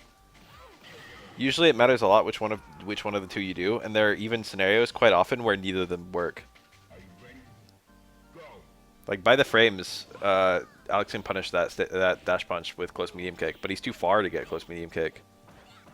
By the frames, Stand Strong punishes. But sometimes Stand Strong is too far, and then he's got no fucking cancel to punish with. Also, Alex has 6 fucking special moves, and the only things he can go into on a cancel are jab, flash chop, and EX flash chop. How do you have 4 versions of 6 special moves and only have 2 fucking 2 of them that you can go into? Oh, jump too early. Or maybe too late. Either or. You should have blocked all the way and then jumped the grab, or else he should have jumped immediately. He could have jumped earlier or later and been good.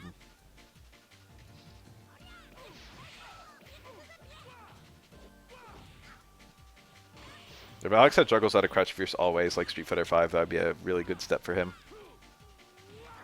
But right now you only have juggles if the fucking one of the hits whiffs. Ooh.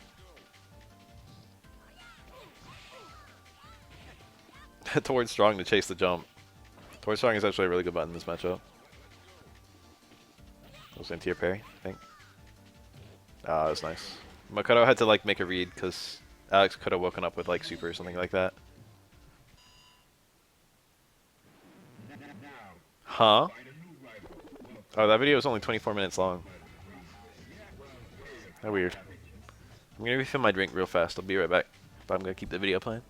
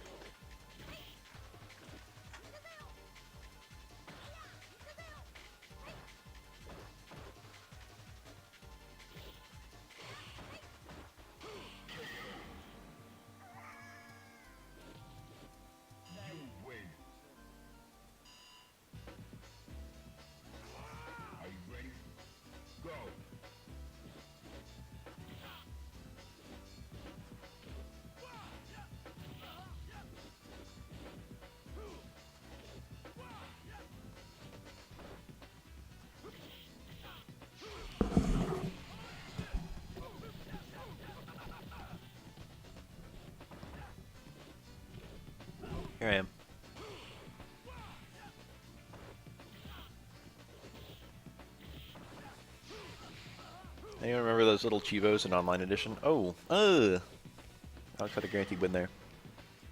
One of them was set your opponent on fire. It's like, how the fuck am I supposed to do that, Zoro? One of them was zapping them with electricity. Again. Nice parries. The parries on that move are super far apart. Whenever I parry the first hit, I usually just stand strong. I usually don't even bother to parry the second one. It's free meter, though. It's not a hard parry if you get the first one. The first one isn't that hard of a parry, if you're ready for it. Depends. It all depends on how it happens.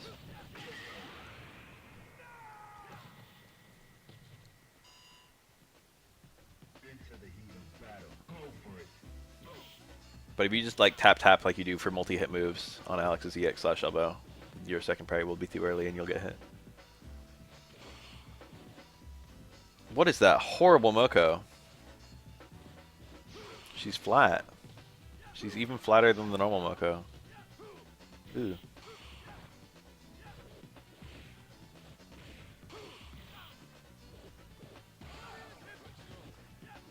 Oh, here it comes again. It's coming.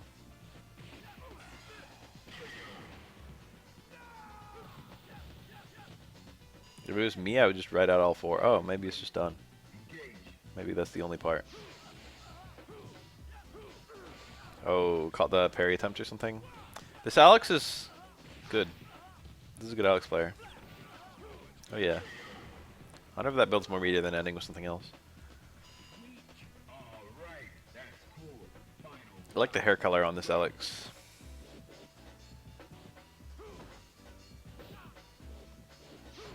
Ooh, Ken can punish that with super, but this Ken didn't quite have it. Ken can punish all these with super. Ken's EX Tatsu and his super punishes make this matchup kind of annoying. Here, EX Tatsu. Huh? You can just ask me. I'll answer. I don't know what the fuck I would do with Aura on SF5, actually. A very obvious thing to do would be to have stones be a trigger. And maybe the grab one to be a trigger. And then the SA2 to be his super. But unfortunately, his super being SA2 would be very, very similar to Dhalsim.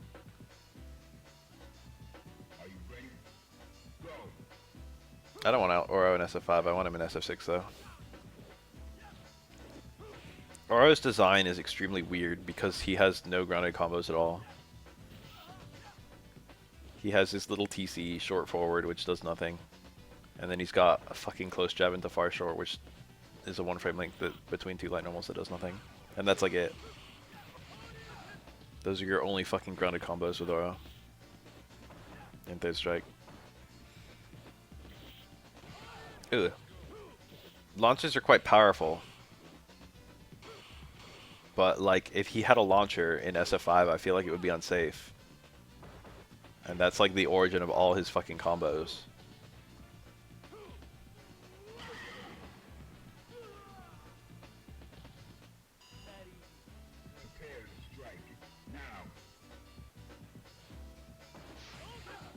So attempted blue parry. I mean attempted parry on the fireball. What's that emote? She's saluting? Cute.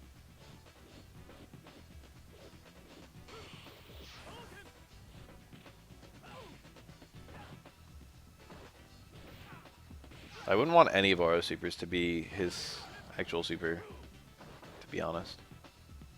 They all sound like garbage supers.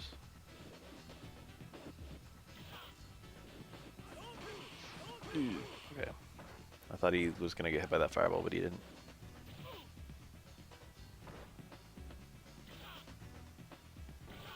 This is a very, like, timid Alex, I feel. Or not, timid's the wrong word. He's picking his battles, he's choosy, he's slow. Careful, he's a careful Alex. He's not really pushing the mix-up super hard. They just do the same thing they did with Gil, wouldn't they? Just make it so Oro's half the time he's just facing away from the camera. Ugh. They would have to implement either Oro's double jump. I shouldn't say either. They would have to implement both Oro's double jump and his EX supers in some way. Because those are kind of the signatures of the character. And it's like, how do you even do that if you've got a trigger super? How do you differentiate between 3 stone and 5 stone in SF5? And what input do you even get to get it out? Is it like trigger or down plus trigger? Trigger 6 buttons. You win. Into the heat of battle. Go for it. 6 buttons is presently how you do the taunt, and to be honest, I'm pretty sure that most people don't even know there is a taunt in SF5.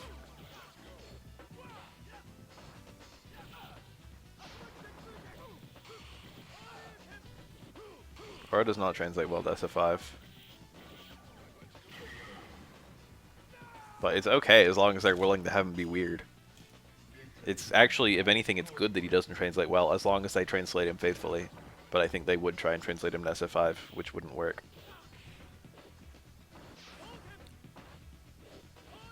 Yeah, Gil just faces away from the camera if you're on the left side. Like a fucking Tekken character.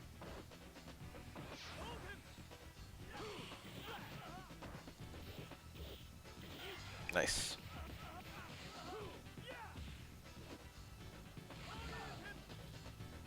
You can choose with all his special moves whether you do the fire one or the ice one. But with his normals, the normal will always be a fire normal or an ice normal. Prepare to strike. I think. Now. Just my observation. I've never actually fucking taken him to the lab ever. And in order to do that, his like close fierce would it would swap hands, for example, unless you had Gil turn around. That way his fucking right arm is always the closer arm to the opponent.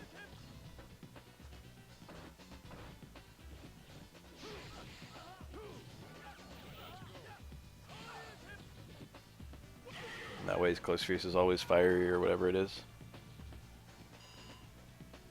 Fighters ready. Engage. If anything, what they did is like, I don't know. I don't know if what they did is less lazy. Having a character animate from the back is kind of like different. They don't normally have to care about the backs of characters. Not that it's super hard to just show a model from the other side.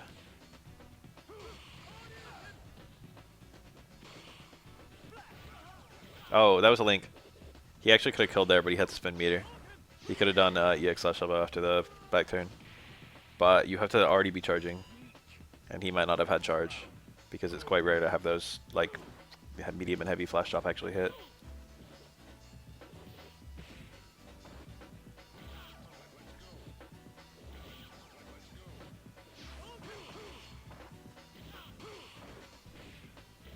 Parry really hurts moves like medium or heavy EX chop. I mean, fuck, what is EX? Flash chop. If flash chop was unparryable, it would still not be that good. It would be better though. If you could just do a cancel into fucking heavy chop and the opponent couldn't parry it on reaction. That did a lot. That was nice. Parry into like stand short into super.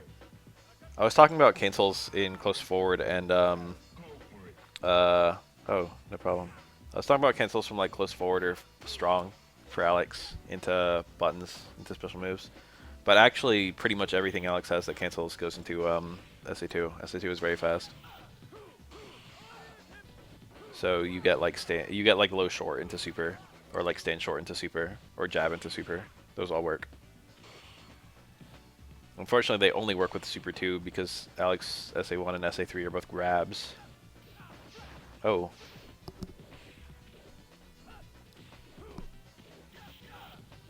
He shook out of that pretty fast. Most mash throws get about 3 hits at the high level. If the defender isn't on his game, they'll get like 4 hits. And if the defender is really on his game, they'll get 2 hits. It's almost impossible to get a 1-hit grab. And 5-hit grabs are fairly easy to mash out of. 5 or 6.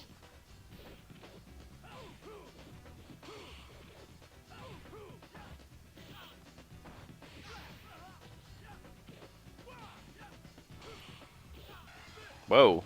1, it's Shoryurepa. 2, he just did it as a reversal. Also it fell out, which kind of sucks.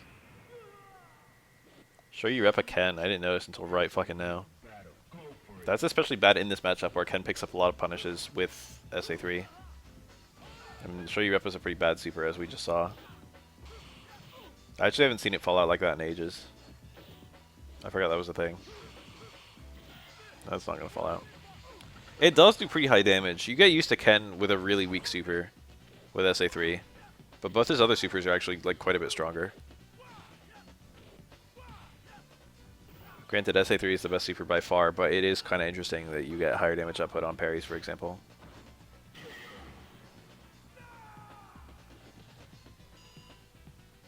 Fighters ready. Engage. I want to say that Ken's SA2 is actually his strongest super. And for being as strong as it is, which is pretty strong, it actually has a pretty low meter requirement. None of Ken's supers are that expensive. This is the most expensive one, if I recall.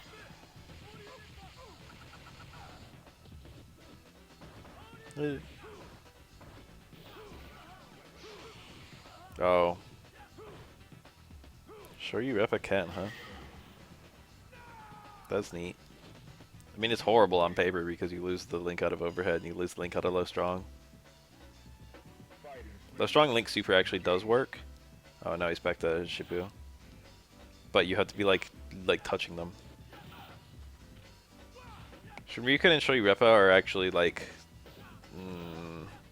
the extra meter you get from Shoyu Repa is pretty nice. And also it's a little bit easier to combo into. It's like kind of a coin toss which one's it's not a coin toss. It's like debatable which one of those is better. If you pretend Shipu doesn't exist. Shinryuken is a better anti-air. Shoyu Repa is a mildly better reversal, just because it goes a bit further. It's easier to link into Shoyu Repa. You can do like jab. I mean, you can do strong, fierce, fireball, SA1. You can't do that into SA2, for example.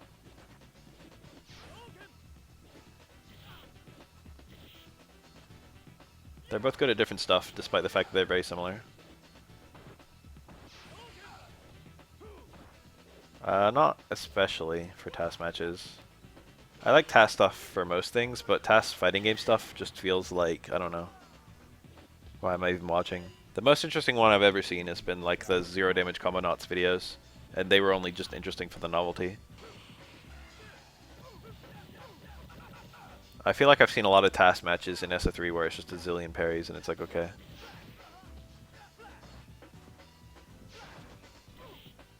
I could make something similar just by going to fucking training mode and turning on parry into yes, parry into all. And just beating the calm up and he just parries everything perfectly.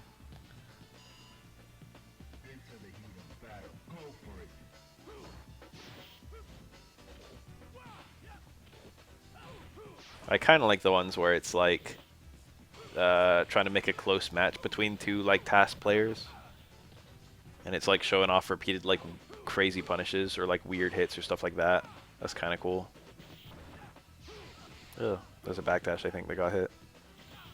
I think most, if not all, backdashes have no airborne frames in this game, but don't quote me. There might be a couple that are airborne. Nice link. This should kill.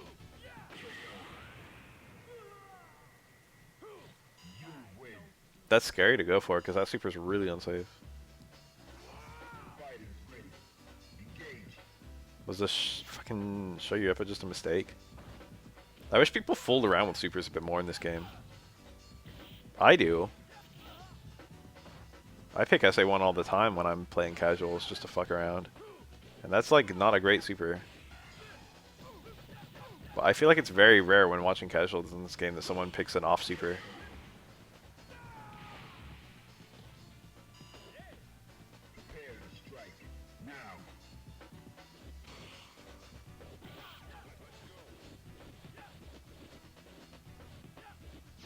Ah.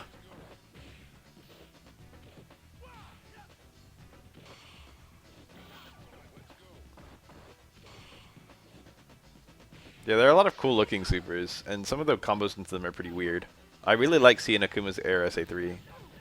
Reassure super is pretty decent. It's probably his worst super, but that's not saying much. It's definitely functional.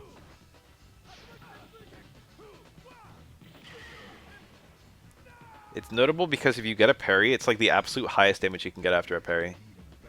And parries are not rare. Parries happen all the time. Ryu's other supers are not very good after parries.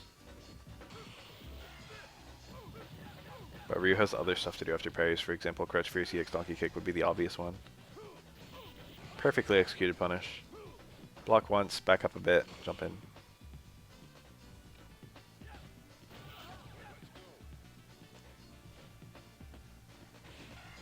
Most supers don't allow for like a jump in punish in this game. That's why Alex, like, that's why it's so fucking mean for him to, his super to have that much pushback. It's like, why? I know why. It's because they wanted it so the grab wouldn't hit you. But it's still shitty. They could have just had it be a gimmick super, where you just have to fucking block 4 hits and then jump the grab. Or grab it. And all the hits are like fucking red parries. But instead, the first hit pushes you out so far, the second hit won't connect. Why? Why doesn't Ken's super do that? Or Dudley's? There's so much disparity in how good supers are in this game. Are you ready? Go.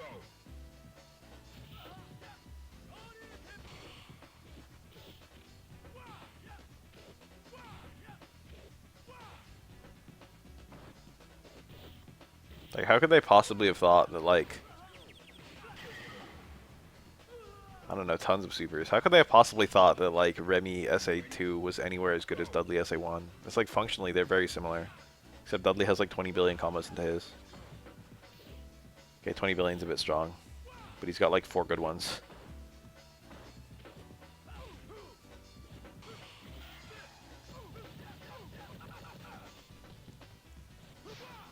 Ah. Interesting. I think that has some invincibility. I've certainly had Alex players do it on me on Wake Up and it's worked.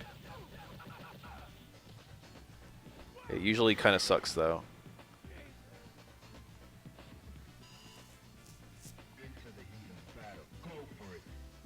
I think that most of the cast looks equally strong at a very simple level.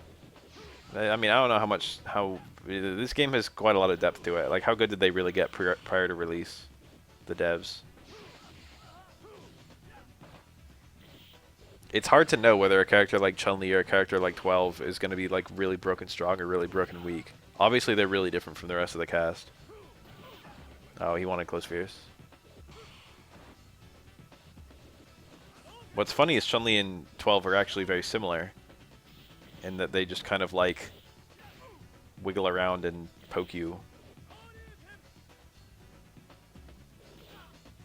But Chun-Li's burst damage with super is really good, and 12 doesn't have any kind of burst damage at all. And Chun-Li ends up being like a fucking super top tier, and 12 ends up being a super bottom tier. They're both just neutral oriented, like, you know, good buttons kind of characters. And they were both headed for third strike, which is why I'm listing them as my 2 examples. It's hard to know.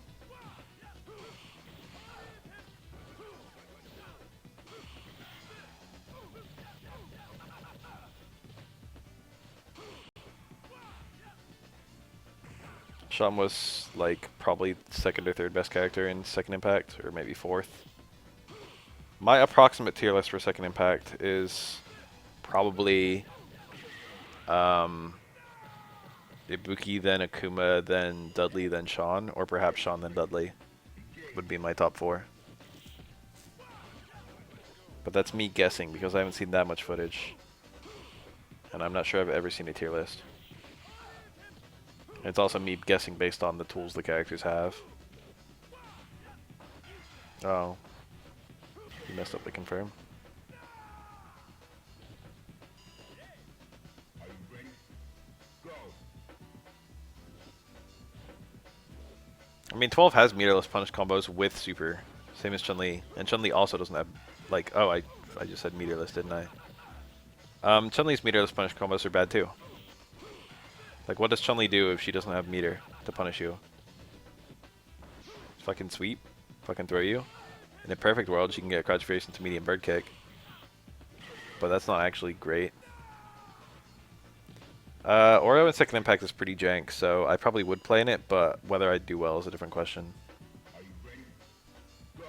Oreo doesn't have double jumps in Second Impact, and he also doesn't have, like, his Far Strong. His Far Strong is his third strike towards strong. And also Chicken Combo works basically entirely differently. Legs is really hard to do in a punish scenario. That's Chun-Li. Legs is really hard to do in general.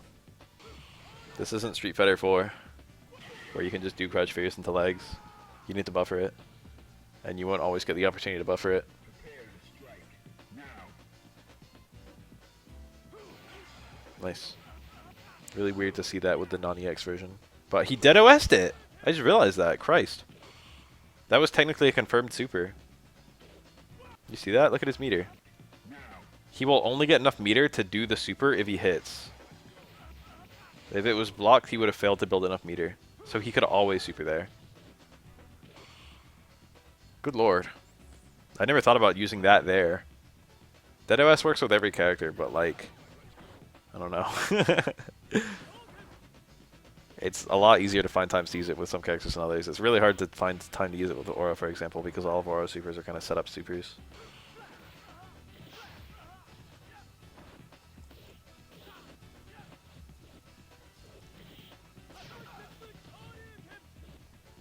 I know a lot about this game, but I certainly know Far Cry from everything. Sometimes I see a non-confirm and I'm like, that wasn't confirmed, no way. And then other times I see it and it's like, oh, that was a really weird confirm that used some weird fucking thing. It's like, what other ones do I not know? There's some weird fucking things happening.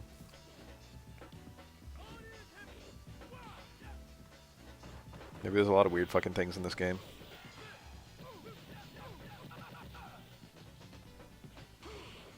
Nice.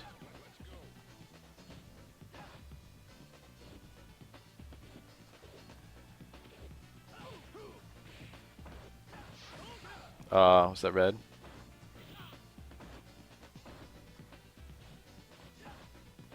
It's looking real hard.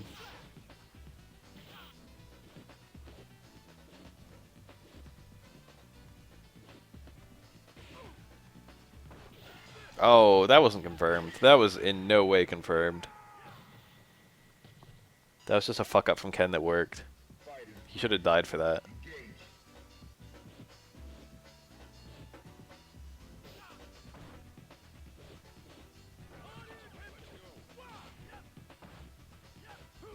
That was a whiff punish, I think. Cool. Whiff punishing Shoto sweep with light slash elbow. Wow, that was a good punish.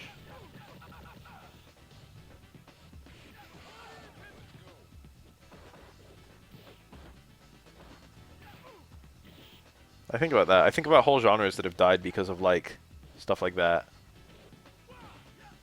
Most games with builds, people just go online and look up the build. MMOs have changed a lot because of that. Like, you just go on fucking Ayumi Love and look up MapleStory, like fucking optimal skill builds. It doesn't matter MapleStory. I don't know why I listed that one. Because I know a lot about it. Because you can just max every skill in that game. But people just like find an optimal way to do stuff. And post it online. I saw people discussing FF12 recently and it made me laugh because it was like a lot of people talk about FF12 like it's like, you know, the game just plays itself, but also a lot of people look up like Gambit builds. I've never looked up a Gambit build in FF12. All my Gambit setups are my own. I just add Gambits whenever I like need a new thing to do. It's like, oh no, enemies are confusing me. Better add fucking whatever. Attack confused ally.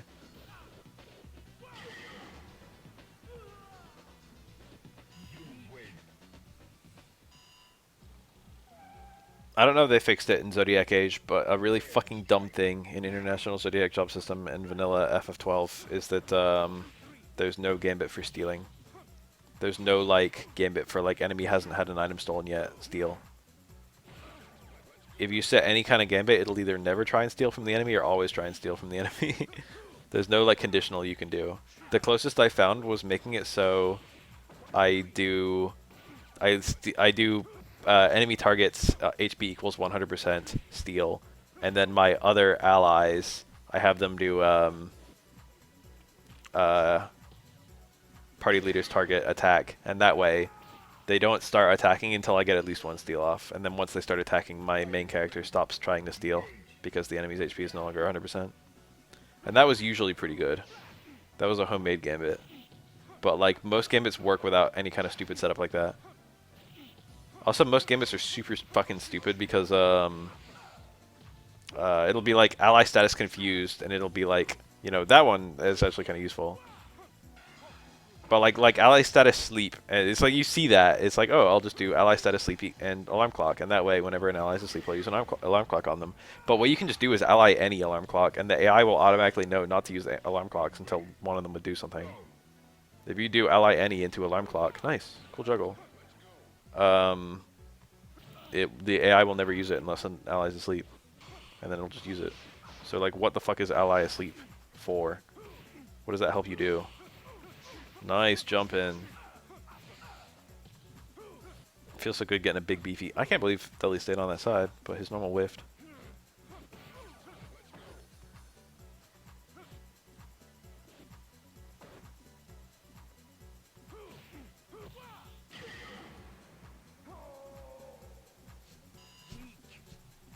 Are you ready? Go. Anti early towards fierce. That's nice. Parry timing on that would probably be different than late parry, OS parry into stand strong, which is Alex's more typical anti-air. There he went for OS parry into stand strong, but then he just attacked late and the stand strong got hit.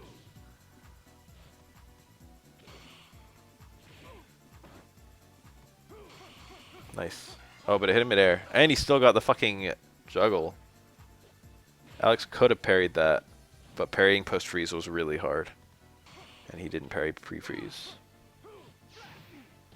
If you're looking for those, it's not too hard to be ready for them. If you see like an air-to-air work on you against Dudley, you can do an OS parry on the way down and just catch a fucking ducking super that he does. But if you're not ready for it, parrying out post-freeze is really hard.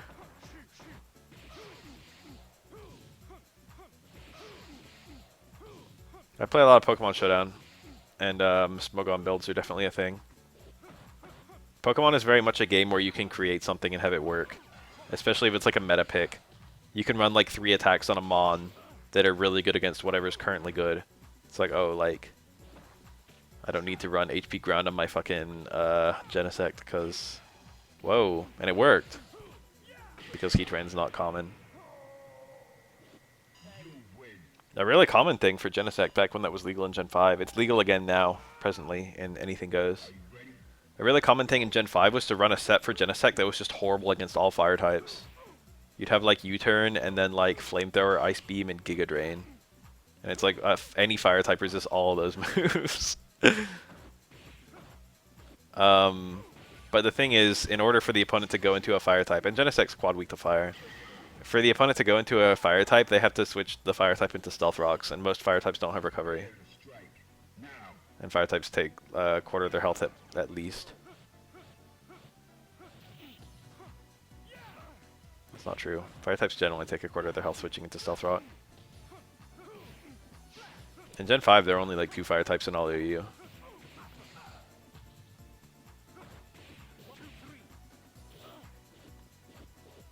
But like stuff like that, you can like run a set that's meta, that's just good against the commonly used Mons and bad against other stuff, and get a lot of success with that. Creativity is really strong in Pokemon, if you're like aware of like what you need to be able to do. There are a lot of good functional sets that aren't like Smogon standard. If you go on Dragapult right now on Smogon, they don't have a physical set for Dragapult. Don't get me wrong, Special Dragapult is better than Physical Dragapult, but isn't that kind of funny? For anyone who knows about Dragapult. It's got a higher physical attack than special attack. It's 120 versus 100, I think. You got Dragon Darts. I think it has no physical ghost move besides Phantom Force, which is not that good. It's got U-turn. Dragon Darts and U-turn is already pretty strong. You've got Dragon Dance if you want to use that. You got Sucker Punch. So you have priority, you have fucking momentum. You have a strong stab. You have a boosting move. Good lord, Alex. Most people... Oh, yay! Yeah, that was cool! Did he win because of that? Yes, that's cool. Anyway, most people just use either fully homemade stuff because they're bad, so it'll be like fucking Shadow Claw Gengar. Or they'll use just Smoke on standard stuff. I would say like 80% of players are either using bad stuff or Smoke on standard stuff. Very little innovation.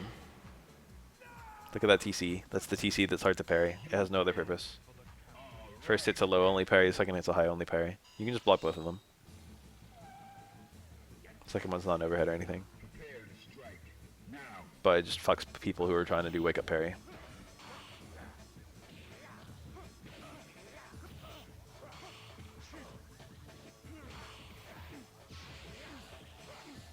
It's one of Dudley's most specialized TCs. Low short stand forward. I think you actually don't have to stand to do the stand forward, just low short forward will do it. But it gives you the stand forward.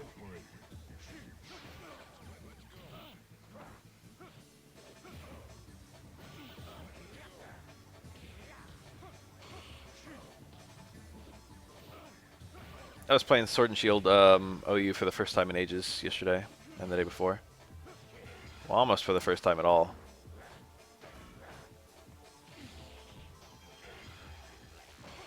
It's interesting.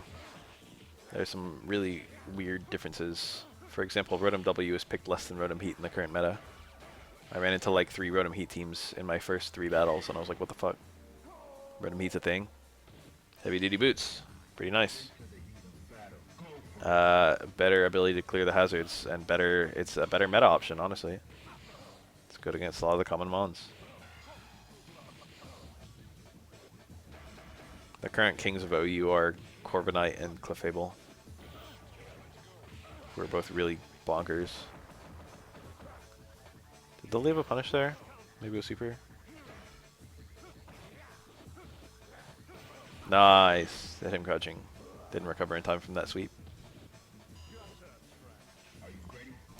Using Reflector for charge or using Reflector to bully someone into the corner are super common in this game. And I don't just mean like using the Reflector when the opponent's corner to get high lows. I mean like literally using the Reflector just to get them in the corner and to have the Reflector in front of them. Nice punish, I guess. It was hard to get much better than that without a crazy parry. Good anti-air. This could be something. Okay, it didn't work. I've seen lows beat Dudley's SA3. If it's like far away like that one was, it won't hit on its first frame and then he can get hit out of it. It's not great at hitting lows, but it did hit that. Urian's low roundhouse was just too slow. There, see like that. That mirror was only to get him into the corner, and then this mirror is to get mix-ups. Well, I mean the first mirror was to keep Urian safe too. But it was like a dual purpose. Keep Urian safe and get Dudley in the corner. And then once Dudley was in the corner, mix-ups commence. Or like, rather, like a new mirror to mix-ups commence. Nice. I think that's a punish.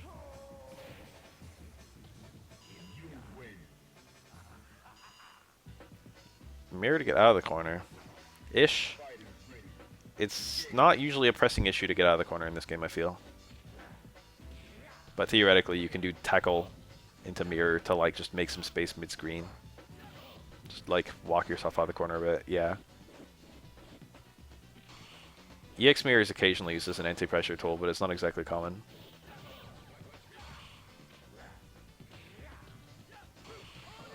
Huh. Here's a corner push mirror. Ken tried to jump out of it. He got out of the corner, but he ate quite a lot of damage. Is that too far? No, barely.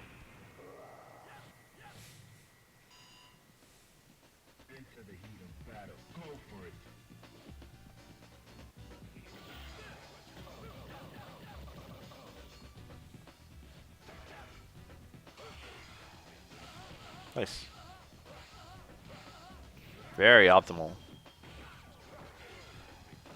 He gets a mix here. Kind of an awkward mirror. That actually failed to hit.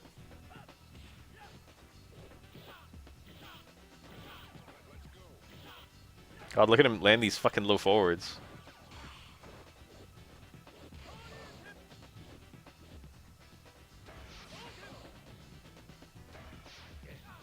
That didn't kill. EX knee drop is pretty shitty in this game, honestly. The tracking is arguably bad. The best weapon a knee drop has is you don't really know the angle it's coming down.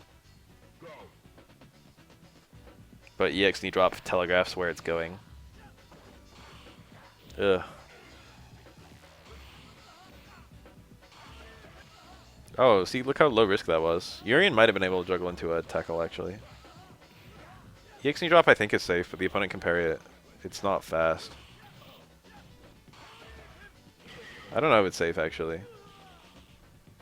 Most Urians don't touch it, because it's not very good. I fight Urian all the time, and I, like, never ever have to deal with it.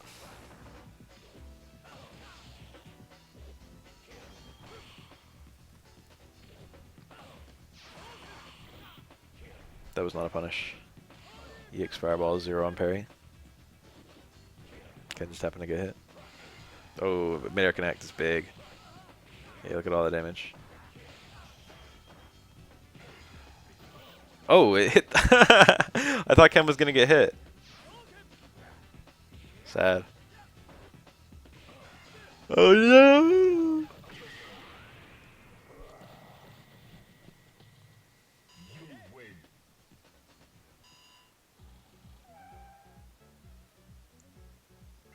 Unfortunate. I like watching Urian. Now we're back to top tiers.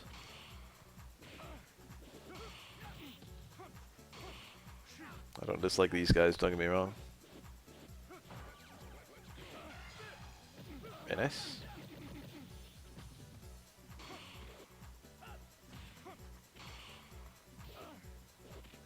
Anti-air jab.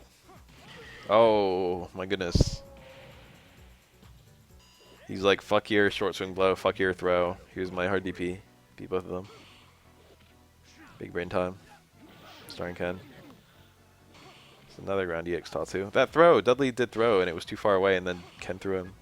Wow, interesting anti-air. If Dudley landed on the front, then he would have had to parry hits of the Tatsu. Yeah, Dudley's better than Urian. It's not much better, but it's noticeably better. Urian's got a maybe higher ceiling. They both have really high ceilings. He's definitely more consistent than Urian, and he fights the top tiers a bit better. A bit. Emphasis on a bit. Urian actually fights the top tiers pretty well. That's one of his big weapons. Is that he's actually, like, mirror mix-ups work on, like Yun and Ken and Chun-Li and Makoto. Urian's, like, whole kit works on top tiers, which is kind of rare for, like, most of the bad characters in this game. That's one of the reasons Urian isn't a bad character. The only issue is building meter can be kind of a pain in the ass against top tiers, and Urian needs mirror to get his mix-ups going. Otherwise, he's just poking you. Parry fishing. Dudley is usually regarded as number 5 in this game, but every now and then people will throw a character like Ryu or Akuma or Oro into their top 5. The top 4 is pretty slated. Set in stone. But you can see like once you get to like number 5, every now and then someone's like, oh, Yang's number 5. It's a harder call. Ryu is consistent too. Ryu's honestly quite similar to Ken. And he doesn't have Ken's Shifu, and he doesn't have Ken's overhead presence, but his own supers are rather interesting. And he fights the top tiers about the same way that Ken does. And yeah, Denshin is good. Denshin is good as fuck. But even if you're not using Denshin, Ryu is like fine against like Chun-Li. He loses to Chun-Li, but it's like not a big loss. He goes pretty even with Ken and Dudley and Makoto, I think. Not sure about Yun. I don't know anything about Ryu versus Yun. But generally he fights the top tiers pretty well. And he's like a generally strong character in his own right. Ryu's like a solid high tier in this game. Ryu's almost always listed similar tier-wise to like Urian and Akuma and Yang. Nice.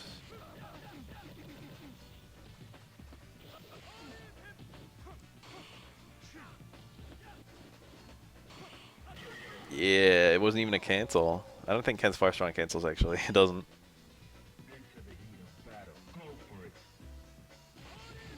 I don't remember if Reese does or not. I feel like it does, but I could be wrong. It doesn't. SF4. Ooh.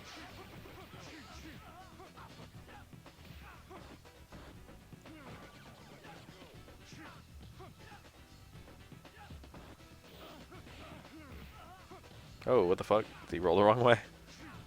Ducking was the play there like 10 times out of 10, I thought. He got a short swing blow.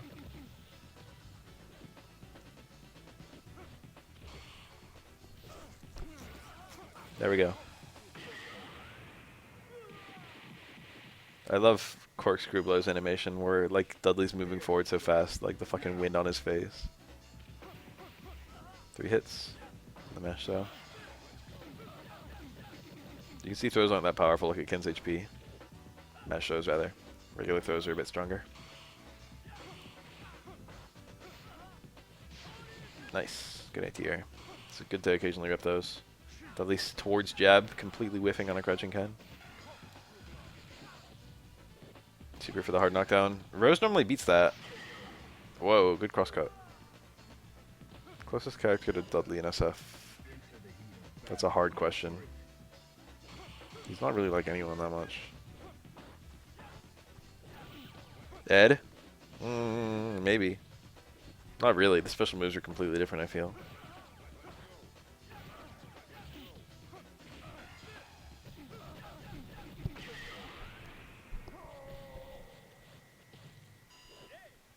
Final round.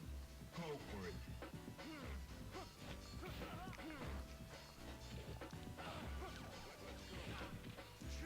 Not that many boxers, but no, none of them are really that similar. Dudley is borderline like as different from Balrog as possible, which is probably deliberate.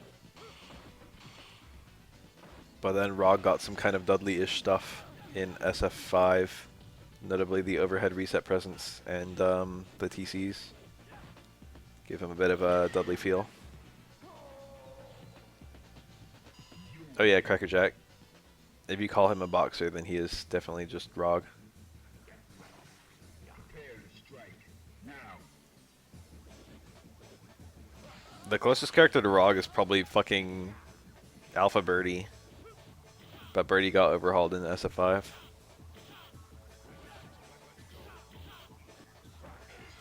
But Alpha Birdie was quite similar to Alpha Rog. Nice. Oh, that hit so high. Ken was minus there, I think, even though he hit. TC is target combo. It's any normal that cancels into a specific other normal. So Dudley's like short forward, strong fierce is a TC. Towards the roundhouse, towards forward is a TC. Ken's back strong fierce, or in this game just close strong fierce is a TC.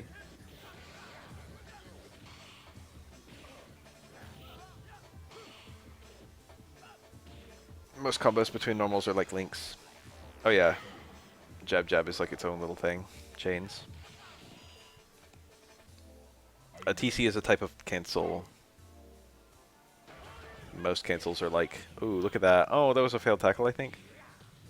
Most cancels are like normal to special or normal to super or something like that. Third combo's unique because they're normal to normal. That's my very elaborate answer.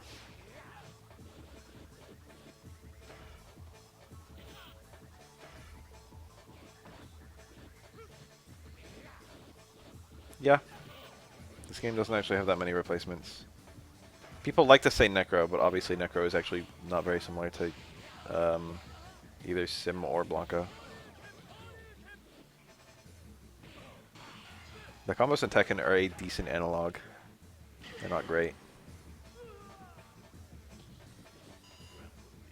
Into the heat of battle. Go for it.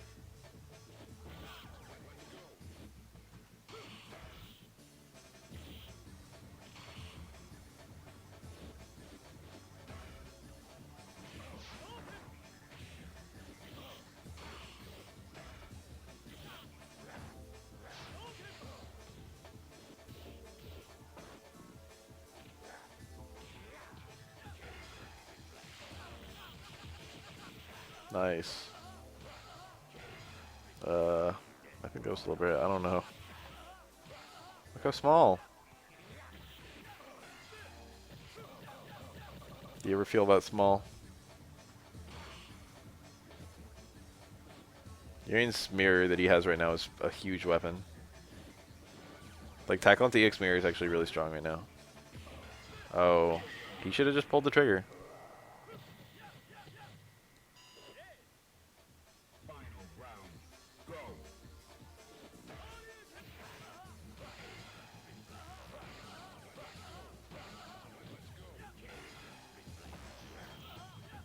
TCs have changed a bit in Street Fighter. In the older games, it's typical that you'll have just like a combo between two normals. Like Falk's new TC is like that, where it's just like forward into roundhouse. It's just her staying forward and her staying roundhouse. It's two existing normals she has, and it's just the game allows you to combo them like that. But then a lot of the newer TCs, like Akuma Fierce, like he can't do that second Fierce anywhere except that TC. It's not like an attack he has. It only exists in the context of that TC. Or roundhouse. Fighters ready. Engage.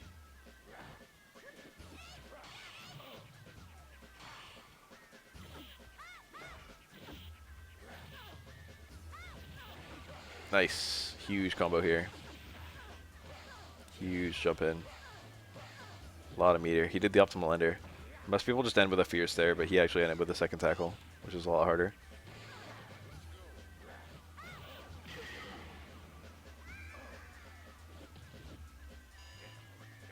Fighters ready.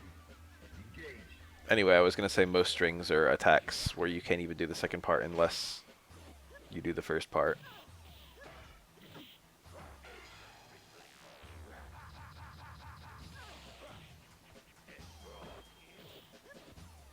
Ironically, Faye became more like Yang when Faye got the command grab in SF4.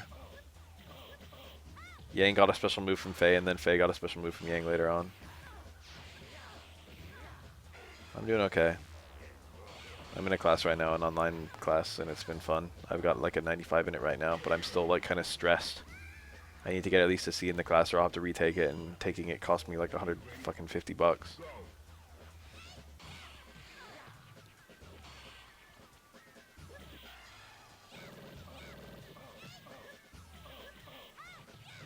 There are a lot of kind of stupid things about it. 15% of the grade in the class is assignments, and we've only had one assignment that was worth 10 points. And I got a 9 out of 10 on it. And I did the math, and I permanently lost 1.5% in the class by not getting 10 points. Like, if I do everything else 100%, I get a 98.5 in the class. Isn't that kind of stupid? For a single 10-point assignment?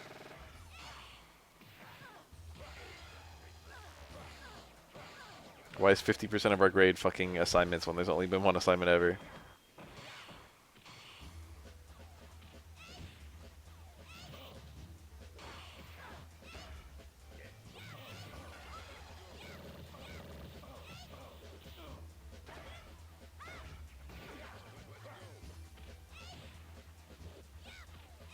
So I got a command grab when? Final round. Go. I'm almost done with the class. It ends on the 15th. That's what a throw tech looks like if you get throw tech into a block stun. I think you can parry there too, but I can't even remember the last time I've seen someone parry in a context like that. I can't think of Chun-Li having a command grab in any fighting game. You win.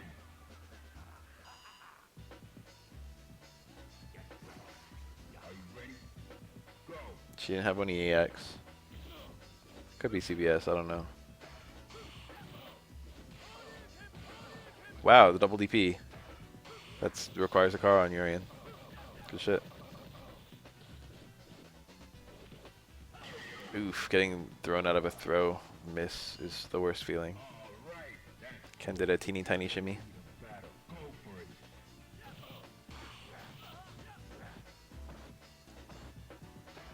I don't think she's ever had a command grab in MBC. She has had grabs she can combo out of in MVC.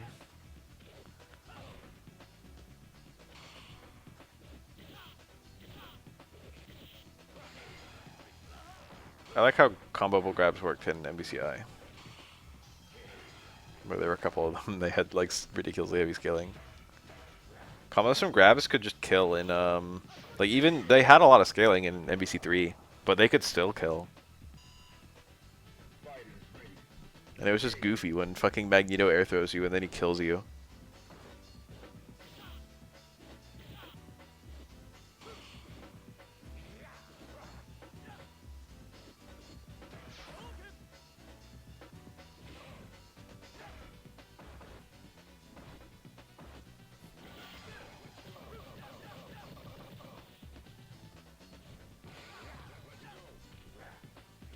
The scaling was a lot more restricted in MBCI. Well, it's not like everything kills you in MBC3, it's just that people only use the characters who can kill you. The game is like completely ditched all the other characters. Lots of stuff wouldn't lead to a kill combo before, but now the game has been like solved. Now you have fucking Virgil and Zero on every team.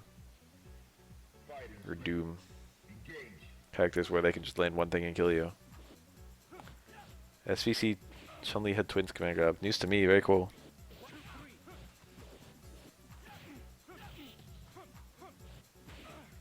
Then you got characters like Shenko.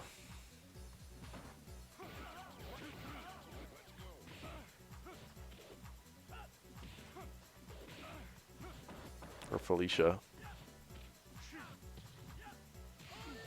Felicia has trouble killing you in X Factor. That's notable.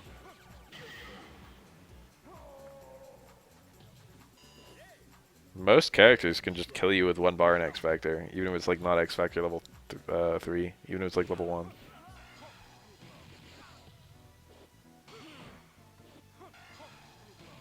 If you don't do a post pre-freeze parry there, it's crazy hard.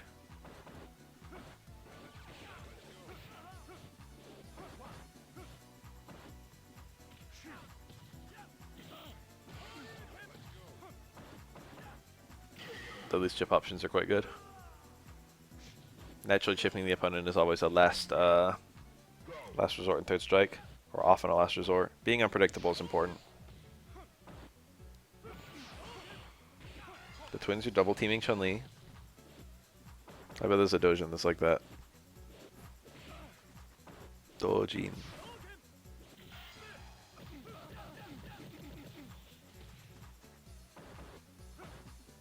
Too old. Chun-Li's a Christmas cake. She's a whopping 26. There's actually lore on how old Chun-Li is. A lot of the ages are still known for SF2 characters because they actually had like listed ages. Or they had listed birth dates in like early SF2. And you can kind of track how much time has passed since then. Someone made a pretty accurate list of how old everyone should be in SF5. And SF5 seems to take place about a year before SF3.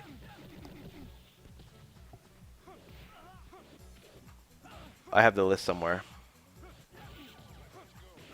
She's almost certainly not 40. She might be 30.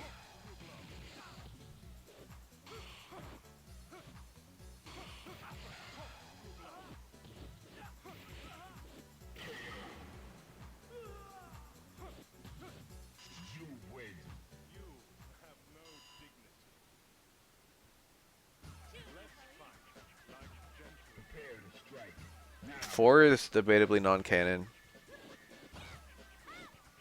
for any character who was not in the initial 25. Or I should say in the initial 16. Sakura is the wrong age and she's the most egregious one because she's actually a vanilla character. But Sakura has been aged up appropriately in SF5, so it's like, okay, they fixed it.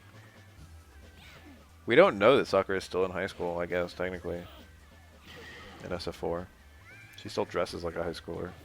Maybe she's fucking ashamed.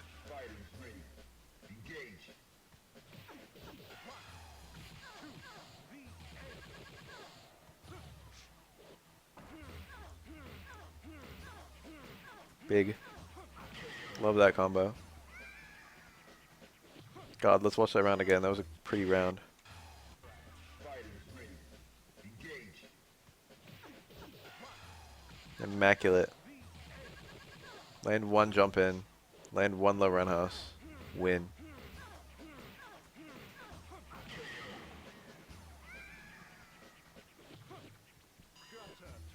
Makoto and Ibuki are like indisputably the wrong ages in SF4. And also SF4 should theoretically take place in like 1996 or so. Or not even. It should be like 1994. All Street Fighter games were like real time until like... I shouldn't say real time. But like Street Fighter 2's release, all the characters, like Street Fighter 2 to Street Fighter 3, the initial release of both, is like real time.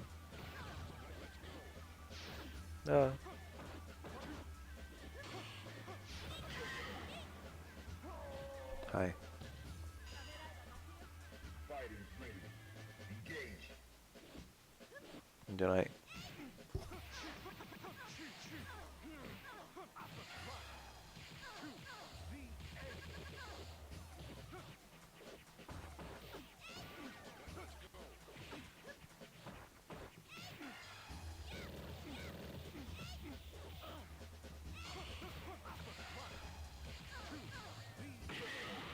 Yeah, but Alpha should be happening sometime in like the fucking late 80s or early 90s, chronologically. Are you ready? And Street Fighter 3 is chronologically in like 97. And yet fucking Sea Viper has a fucking functioning cell phone. But whatever, she's got future technology.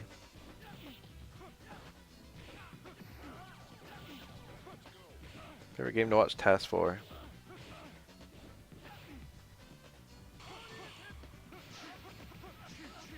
Yeah, sliding timescale makes a lot of sense for shit like that, but they hadn't actually like acknowledged that. Fighters ready. Engage. A sliding timescale wasn't a thing until like Street Fighter 4 like low-key implied it.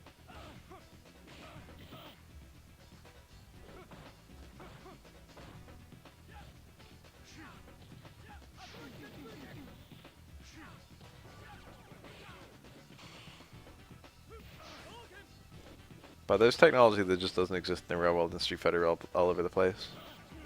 And also the Soviet Union might still be together in the Street Fighter universe, so it's just confusing. It's not Earth, it doesn't matter.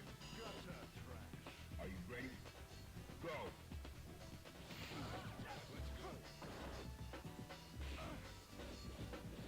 I mean, it is Earth, isn't it? They got all the real world countries and stuff. More like it's not real. Cammy is canon younger than Sakura. Always true, rarely acknowledged.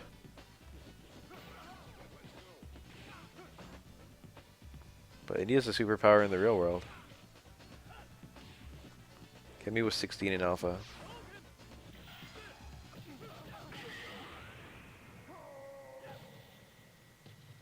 She has aged a bit since then, Are you ready?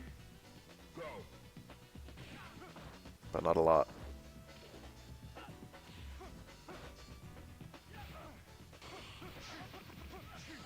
What's funny is she's still tiny.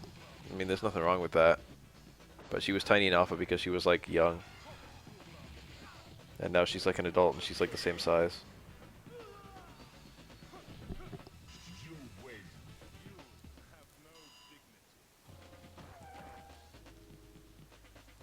Into the heat of battle. Go for it.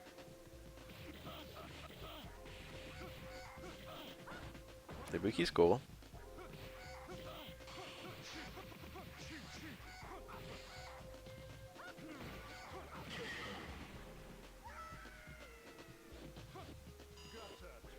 Into the heat of battle. Go for it. Barfierce cancel. Nice parry.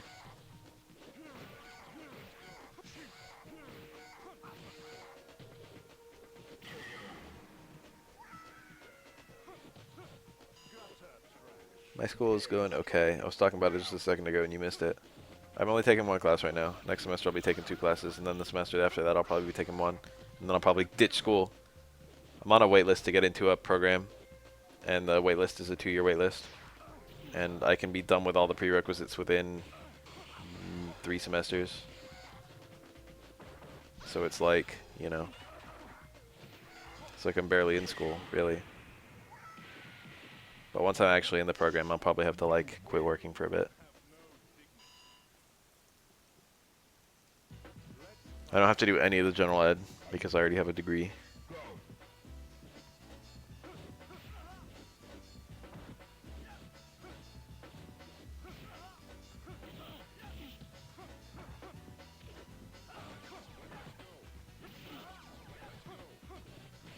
I was relieved to find that out. I like went and organized that with my counselor. It's like, hey, like, can I get out of the general ed? And it was like, yeah. And I saved myself like $1,000. I had 23 units of general ed to do, and the units cost $46 each. Someone math that out for me. Someone do 23 times 46. The only character who died in 4 is like Seth, and they apparently actually canon, which is why he's got a new body.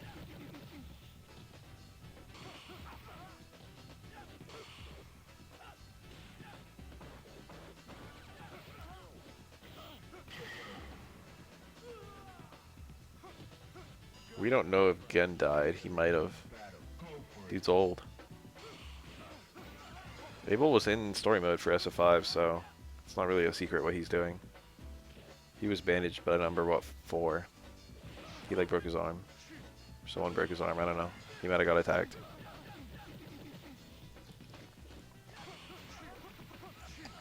Goken might be dead. We don't have lore on that. It's implied that he's still alive. I mentioned that in my lore video.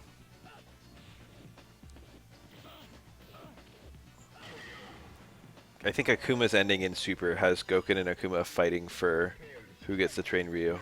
And then the next time we see Ryu, which is this game, he's got Goken moves and ditched all the Akuma moves. So it's like, okay.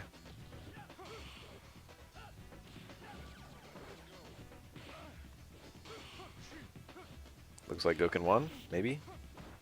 And Akuma's not fucking around with Ryu anymore. So like there's like 3 decent evidence. Goken won.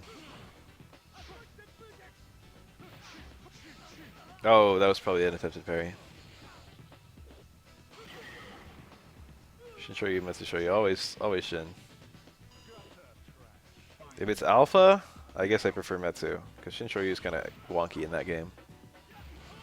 Evil Ryu has one and regular Ryu has the other.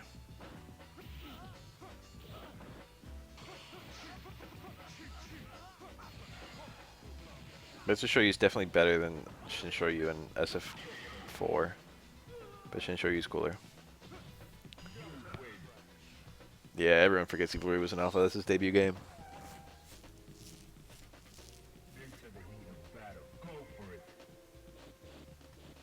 Console version of 3 only, I think.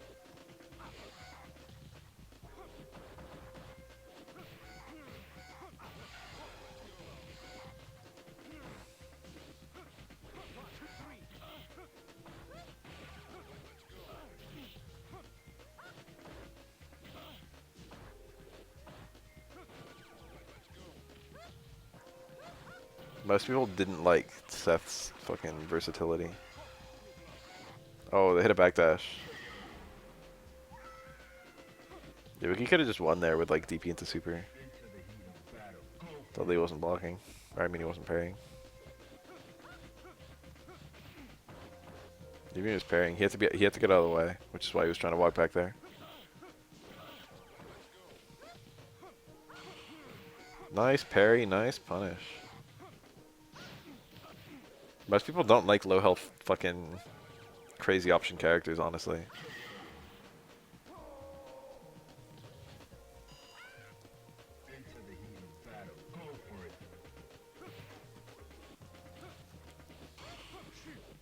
I feel like that usually doesn't feel balanced. It's hard to appreciate a character's low health. It doesn't feel like a character has low health when you're fighting them, you know what I mean? Especially if you're not landing that many hits. You'll just like feel their options. You'll be like, oh, their options feel so much better than mine. And you'll still win like sometimes and lose sometimes if they're low HP and they actually are balanced. But it'll just feel like you triumphed or else their kit was good. It'll feel either that you played well or their kit was too strong. It won't feel like fucking the health holding them back.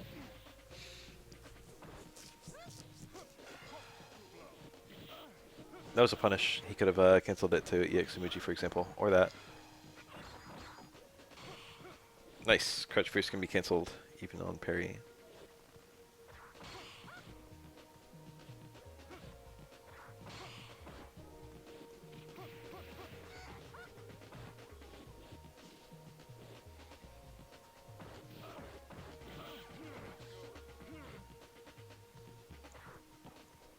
The boogie's cool.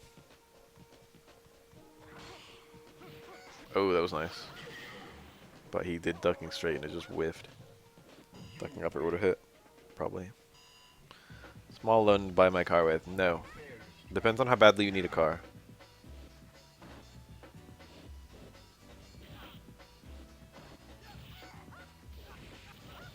Are you dependent on the theoretical car for income? I would say as a rule of thumb, never get a loan. If you can like do anything else to avoid getting a loan. Okay, yeah, it's pretty important. Maybe you should get a small loan to get a car.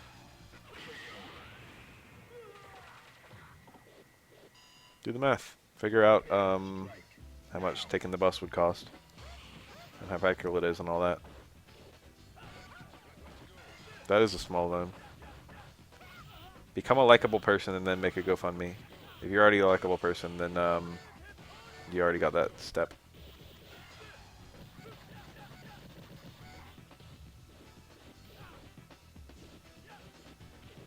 Getting a loan and then paying it off promptly, that does nice things to your credit, doesn't it? You can get some nice credit. Oh, we have buses in California. I don't even live in like a super dense area. But busing around is definitely a thing. One of my friends bikes to work. He lives like a mile from his work. It's more than a mile, it's like 2 or 3.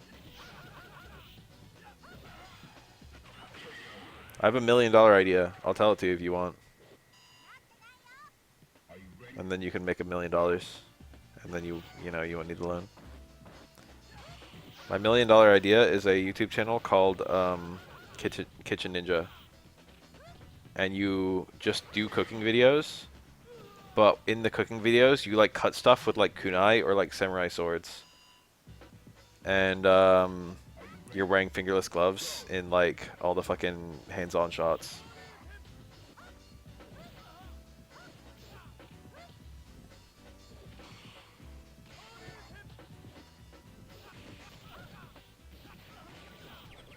And there should be no acknowledgement whatsoever.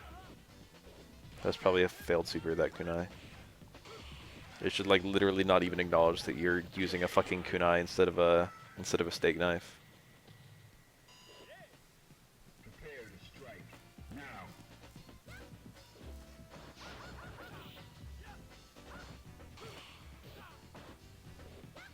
That one's got a little bit of initial investment, but I bet you could like get like a million followers doing something like that. Don't tell anyone about my idea, it's top secret.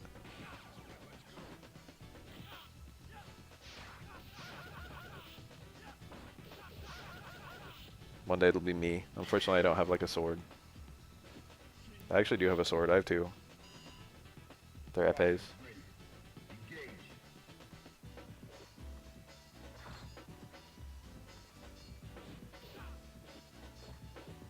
It's because I use a fence.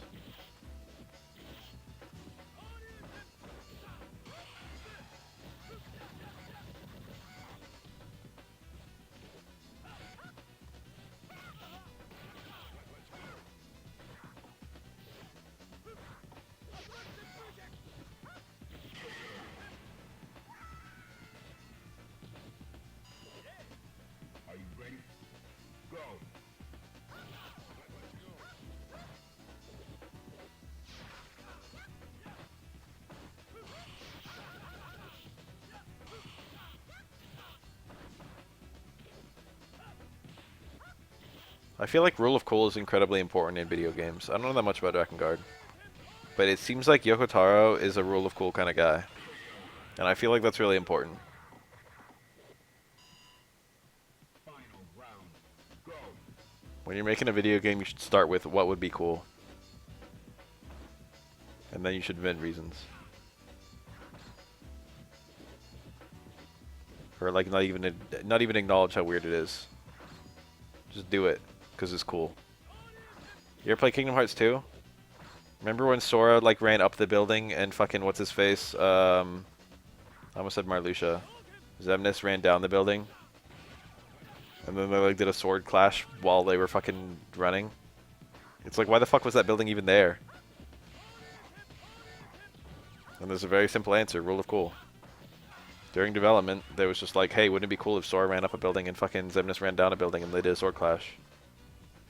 And someone was like, yeah, that would be cool. Wow, sick with punish. And then it's in the game. Start with something cool, and then, you know, just go from there. That's rule of cool. Why is it like that? Because it's cool. That's a reason in and of itself. That cutscene was Kingdom Hearts 2. That was in the last boss fight. Kingdom Hearts 1 didn't have any org members. Oh, there was a cutscene where that was at the end of Kingdom Hearts 1. There was a cutscene with building running. If you like beat the game on critical mode or something. But then it actually happens in Kingdom Hearts 2, I think.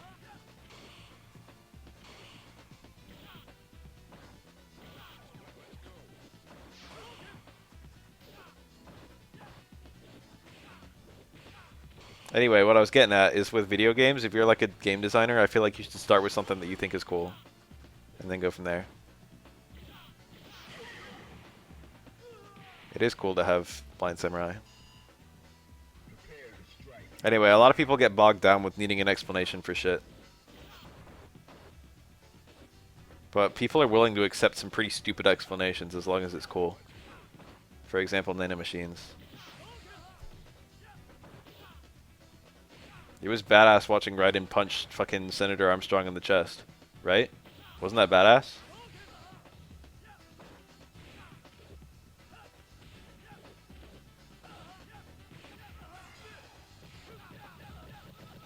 I don't need an explanation. Or like, an explanation is nice, but I don't need a good one. I'll take any explanation as long as it's fucking allows for that.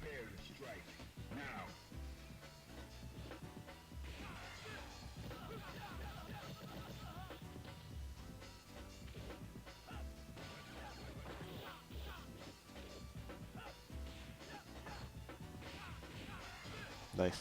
Oh, not nice. The whole premise is that it has to be a cool thing.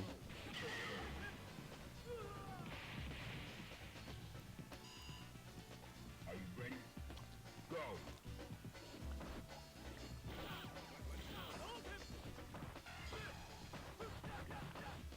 That block was really early, I feel. No, it wasn't.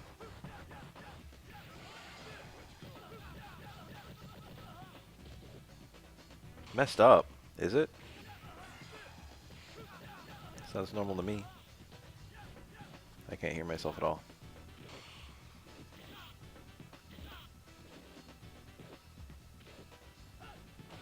The Animal Crossing universe is full of questions, to be honest.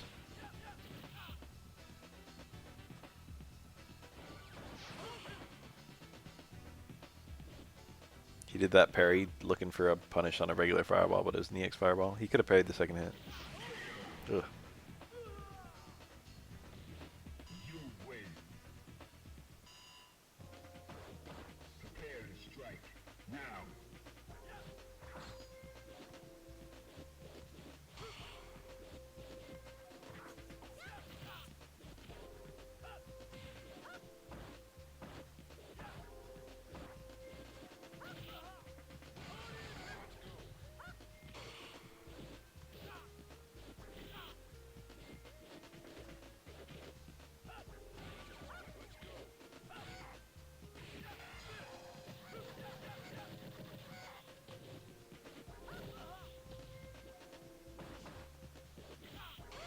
Is Gordon Freeman even in good shape? That's what I want to know.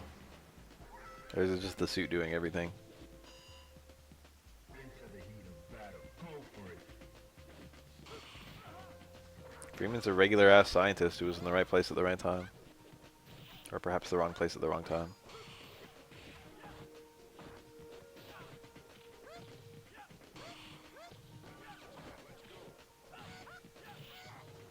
Reminded that Gordon Freeman's job was to fucking push a cart. Nice fucking theoretical physics right there.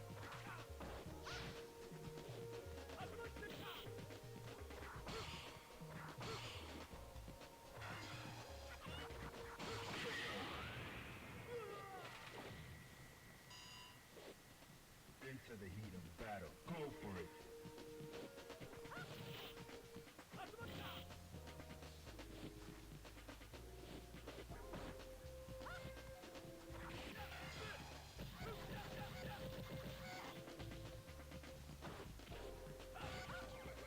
I know it's the catchphrase.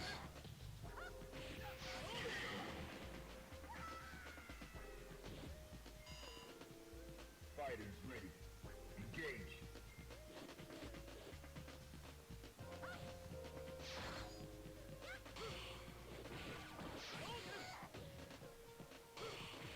Whoa.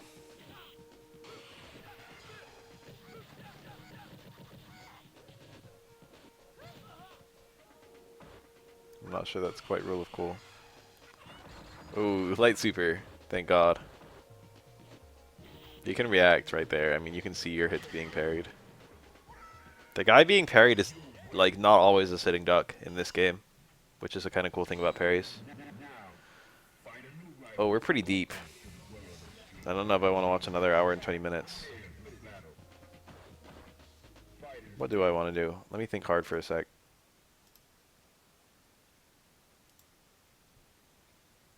It's 2 a.m.